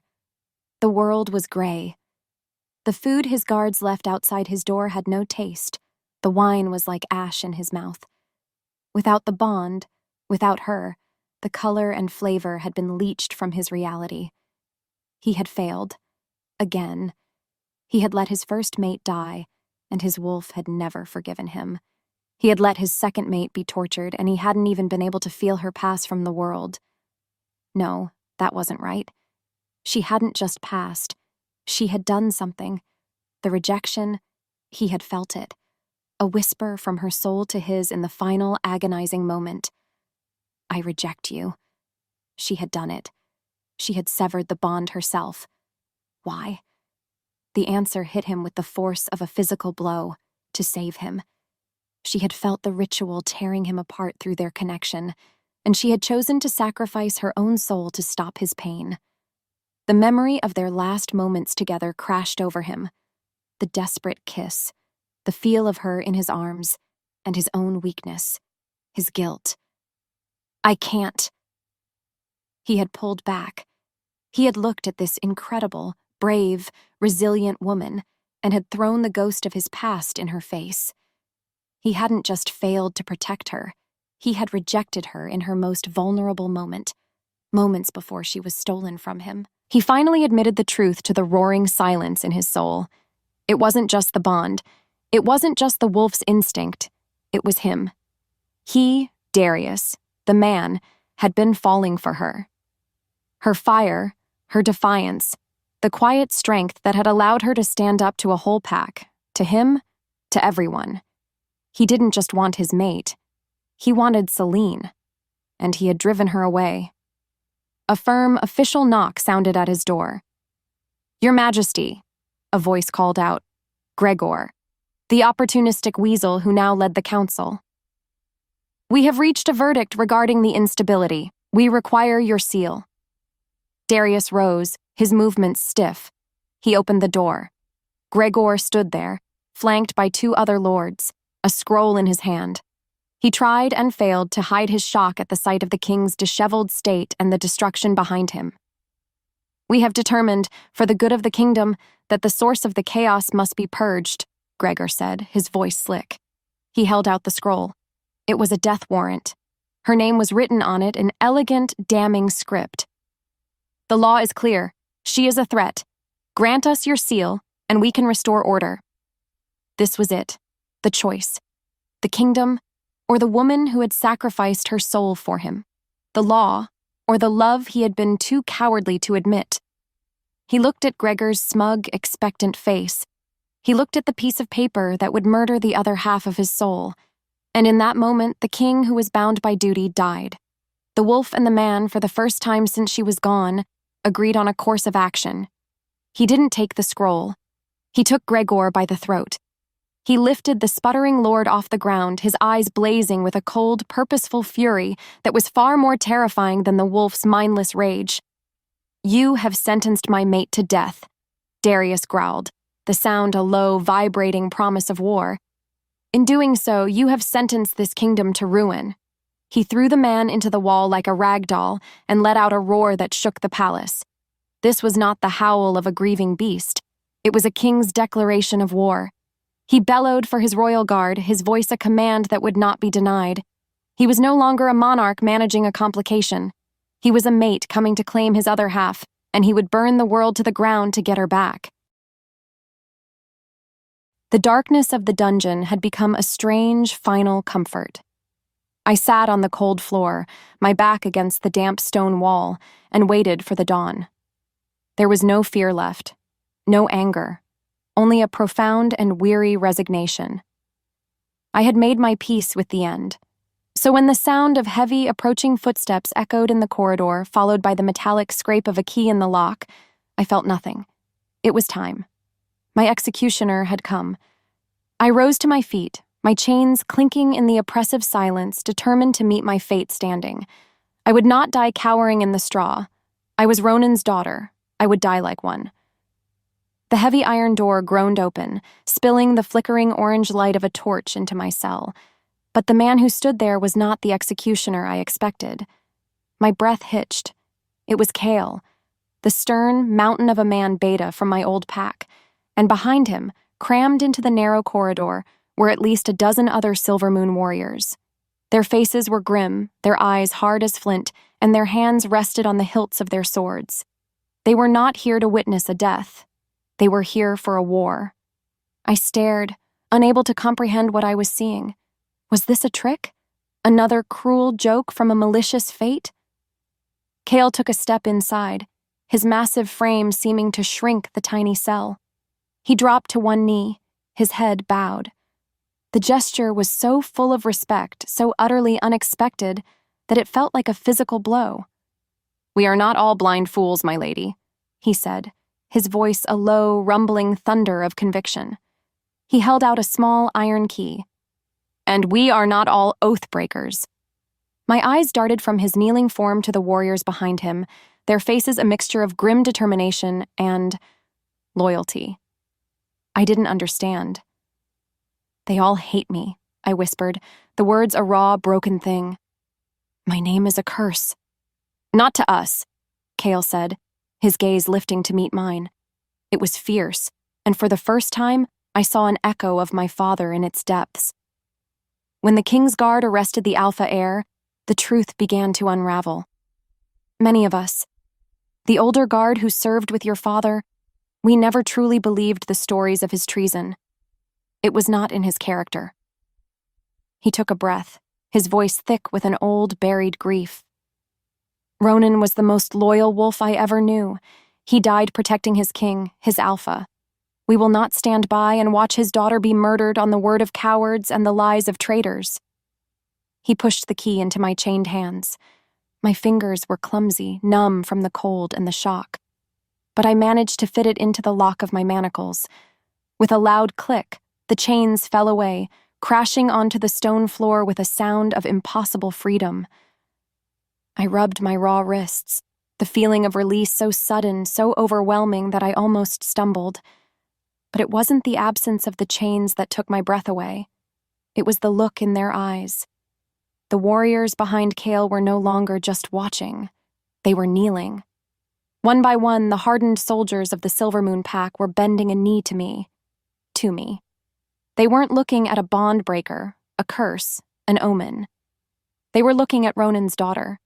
They were looking at her as if she were their leader, as if she were their Luna. They had chosen me.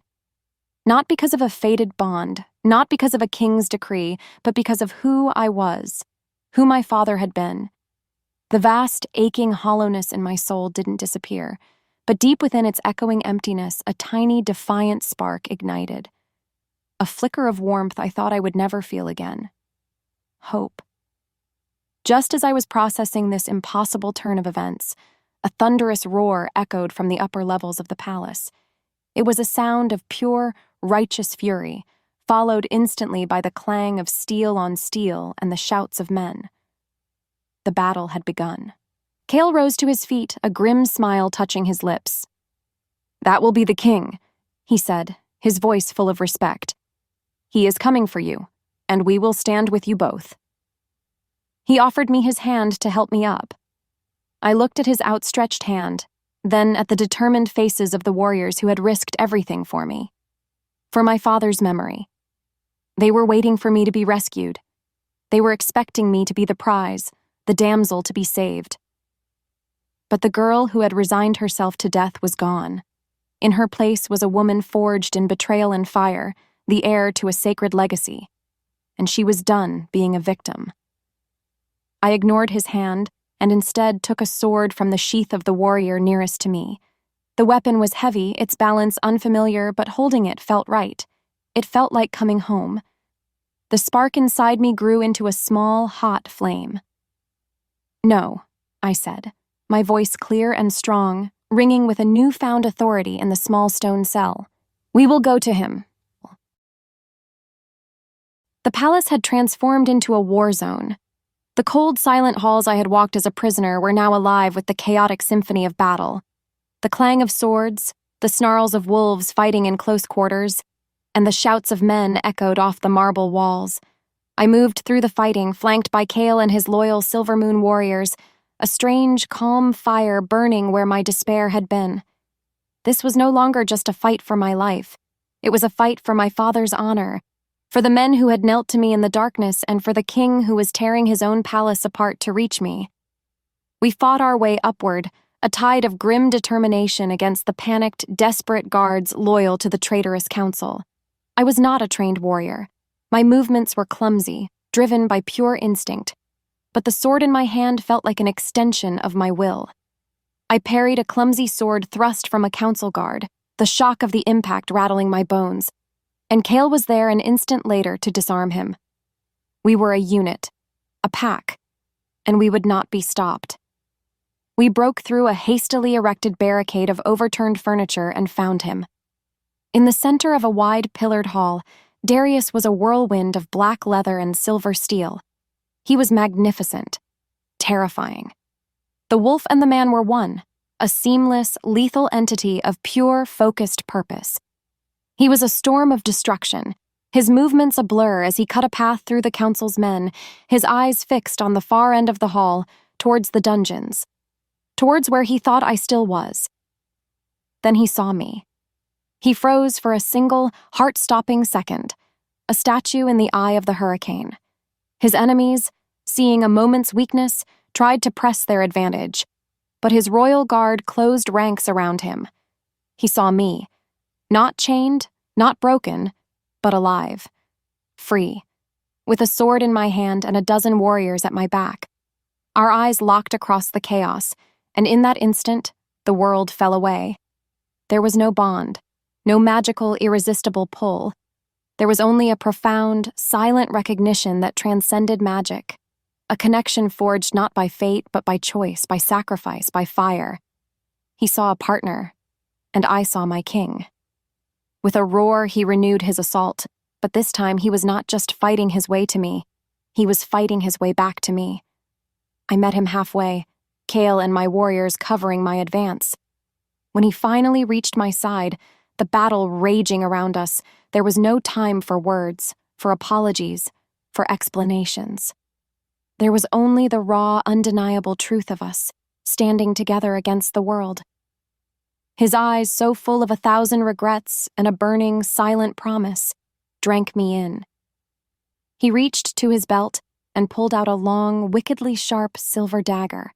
He pressed the hilt into my hand. "Stay by my side," he growled. And it was not a command to a possession.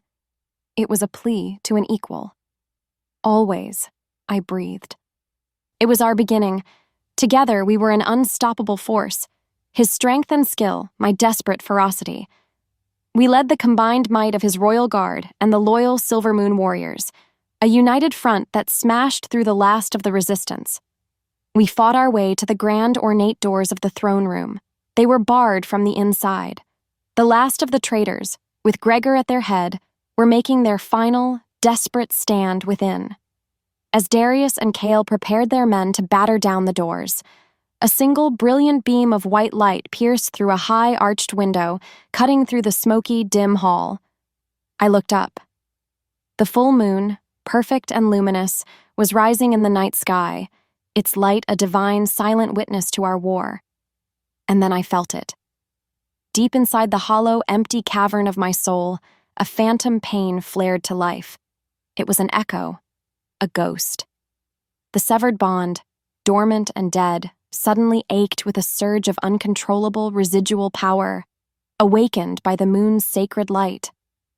It was like a limb that had been amputated, but could still feel a phantom itch, an impossible sensation.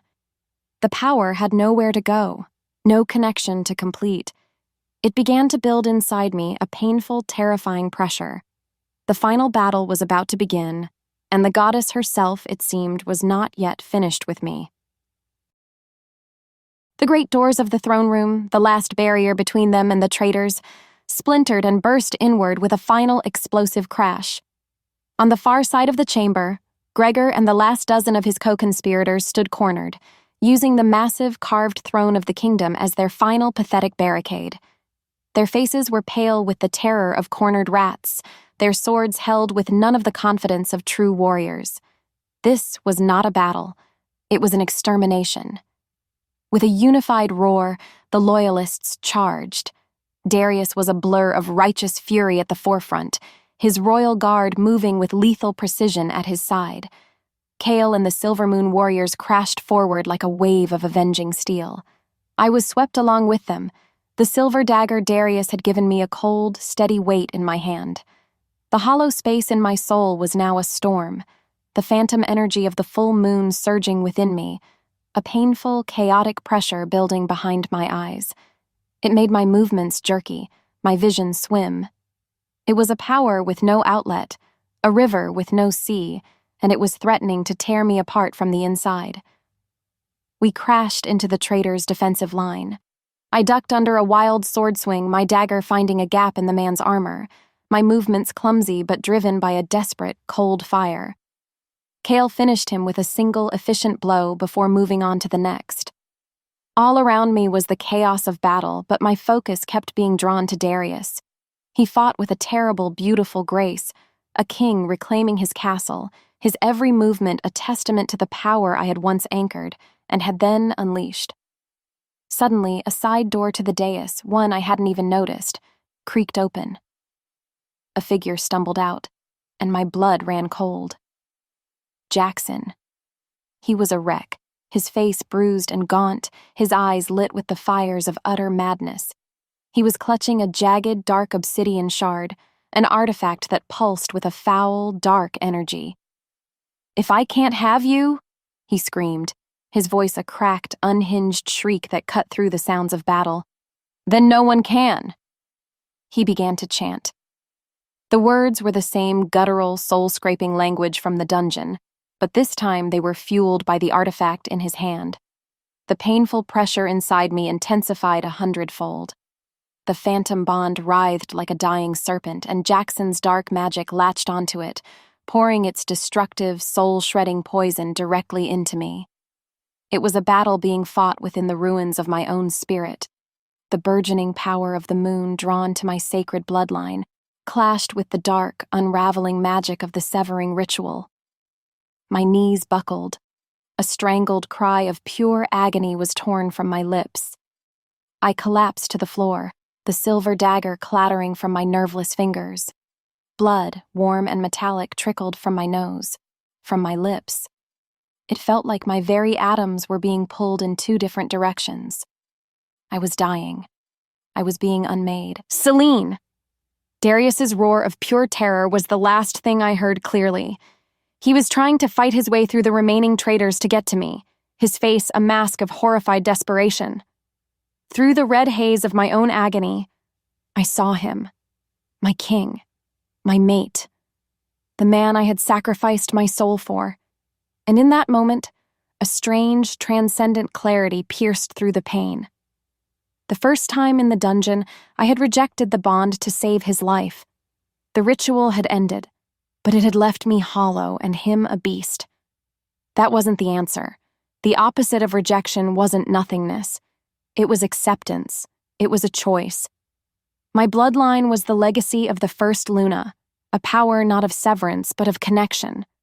That was the key. I had to choose him. Not because fate demanded it, not because a bond commanded it, but because I wanted to. I lifted my head, my eyes finding his across the chaos. My love for him, born of shared scars and forged in battle, was the one clear, undeniable truth in a world of pain. It was mine. It was my power. Through bloodied lips, I whispered the two words that held the power to remake the world. "I choose you." The moment the words were spoken, they acted as a key. The brilliant white light of the full moon blazing through the high window ceased to be passive. It focused, converged, and then lanced downward in a single blindingly pure beam of silver fire. It struck me not with force, but with a feeling of absolute divine grace. The pain vanished, replaced by an incandescent power that flooded every cell of my being. And then, that power exploded outward. It was not a blast of destruction, but a wave of pure, sacred light, the moon goddess's final, undeniable answer to the chaos. The throne room, the battle, the entire world disappeared in a flash of silent, silver incandescence. The silence that followed the explosion of light was absolute. It was a sacred, profound quiet that absorbed all sound, all motion, all violence. The air, which moments before had been thick with the scent of sweat and blood, now smelled of clean ozone, of summer rain after a lightning strike. As the brilliant silver incandescence slowly faded, the throne room was revealed, transformed. The battle was over. Gregor and the last of his traitors lay on the floor, not dead, but unconscious, their dark intentions purged by the divine light. Of Jackson, there was nothing left but a small pile of fine black ash and the dead, cracked obsidian shard he had used, his dark magic utterly consumed. And in the center of the room, in the very spot where the moonlight had struck, Celine stood. She was untouched, unharmed. The blood was gone from her face. Her torn and filthy clothes seemed to radiate a soft inner light. The agonizing, chaotic pressure in her soul was gone, replaced by a warm, powerful, and constant hum. She was whole. She felt it instantly. The bond. It was back. But this was not the confusing, sometimes painful spark that had been forced upon her in the great hall. This was not the phantom echo that had ached in the moonlight. This was a deep, resonant, and perfectly forged connection. It was a river of golden light that flowed from her soul directly to his, a current of pure love, understanding, and strength. It felt chosen. It felt like coming home. She looked up and met his eyes. Darius was standing a few feet away, his sword lowered, staring at her. The looks on the faces of the warriors around them, Kale, the Silver Moon Loyalists, the Royal Guard, was one of utter, reverent awe. They had just witnessed a miracle. They were no longer looking at Celine, the traitor's daughter, or Celine, the king's controversial mate. They were looking at the chosen of the goddess. Slowly, one by one, they began to kneel. It started with Kale, the proud, stern beta who had risked everything for his memory of her father, lowered himself to one knee, his head bowed in absolute reverence. Then his warriors followed suit. Then the royal guard, the king's own elite soldiers, knelt before the woman their king had chosen. In the space of a few heartbeats, a room full of the kingdom's most powerful wolves were on their knees, their heads bowed not to their king, but to her. Darius was the only one left standing. He walked through the sea of kneeling warriors, his eyes never leaving hers. The awe and reverence on his face were deeper, more profound than anyone's. The king who had fought against being ruled by fate, who had feared the instincts of his own wolf, was now face to face with a power far greater than any law or lineage. He had seen the goddess herself reach down and claim his mate as her own. He reached her, and the look in his eyes was one of pure, unadulterated love, a love finally free from the ghosts of his past. He didn't pull her into a possessive embrace. He didn't kiss her. He did something far more powerful. In front of his guard, in front of her warriors, in front of the silent, watching eyes of the moon, the king knelt. He took her hand, his touch sending a wave of warmth through the newly forged bond. He bowed his proud head. "You are the daughter of Ronan, the heir to the first Luna, and the chosen of the goddess," he said, his voice thick with an emotion he no longer tried to hide, his words ringing with conviction for all to hear. He looked up then, his golden eyes shining with a love that was finally, truly his own choice. But more than any of that, You are the choice of my heart." He brought her hand to his lips, his gaze never wavering. My Luna. The title, once a source of her greatest humiliation and deepest fear, was now the most beautiful sound she had ever heard. It was not a brand of ownership. It was a vow, a promise, a crown. Later, after the traitors had been secured in the dungeons and the palace had begun to stir back to a fragile, exhausted life, they found their way back to his chambers. The wreckage from his wolf's grief had been cleared away. A fire roared in the hearth, casting a warm, flickering glow over the room, chasing away the last of the shadows. For the first time since that terrible first night, they were truly alone. The war was over. The whispers were silenced. The ghosts had been laid to rest. All that was left was the quiet, steady, and radiant hum of the bond between them, a perfect, harmonious song that resonated in the space between their hearts. Celine stood by the fire, watching the flames dance, feeling a sense of peace so profound it was almost overwhelming.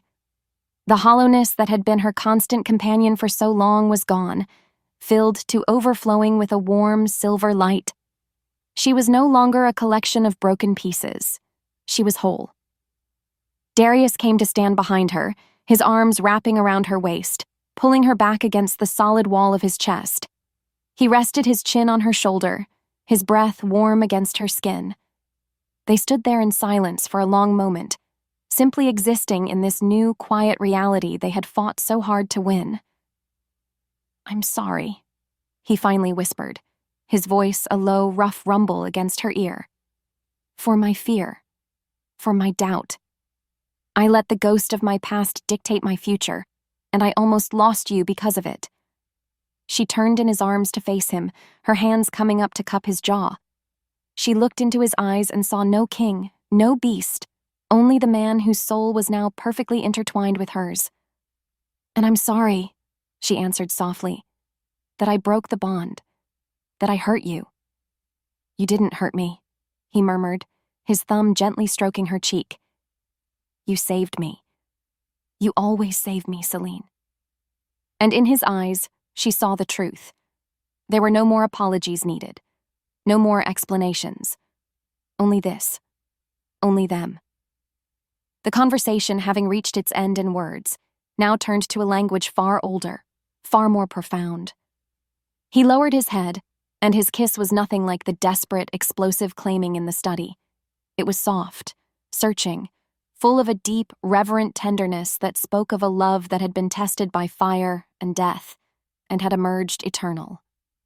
This was not the wild, instinct-driven need of a wolf. It was the conscious, deliberate choice of a man who had found his other half. The slow burn that had tortured and teased them for so long finally had its release, a rising tide of passion that was both a sacred vow and a deeply human need. He lifted her into his arms as if she weighed nothing, and carried her to the vast bed of furs, their lips never parting. Every touch was a discovery. Every kiss was a promise. This was the claiming, not a mark of ownership, but a final, willing act of union. As he finally lowered his head to the curve of her neck, to the place where the bond hummed with the brightest intensity, she arched her back, a silent, willing offering of forever.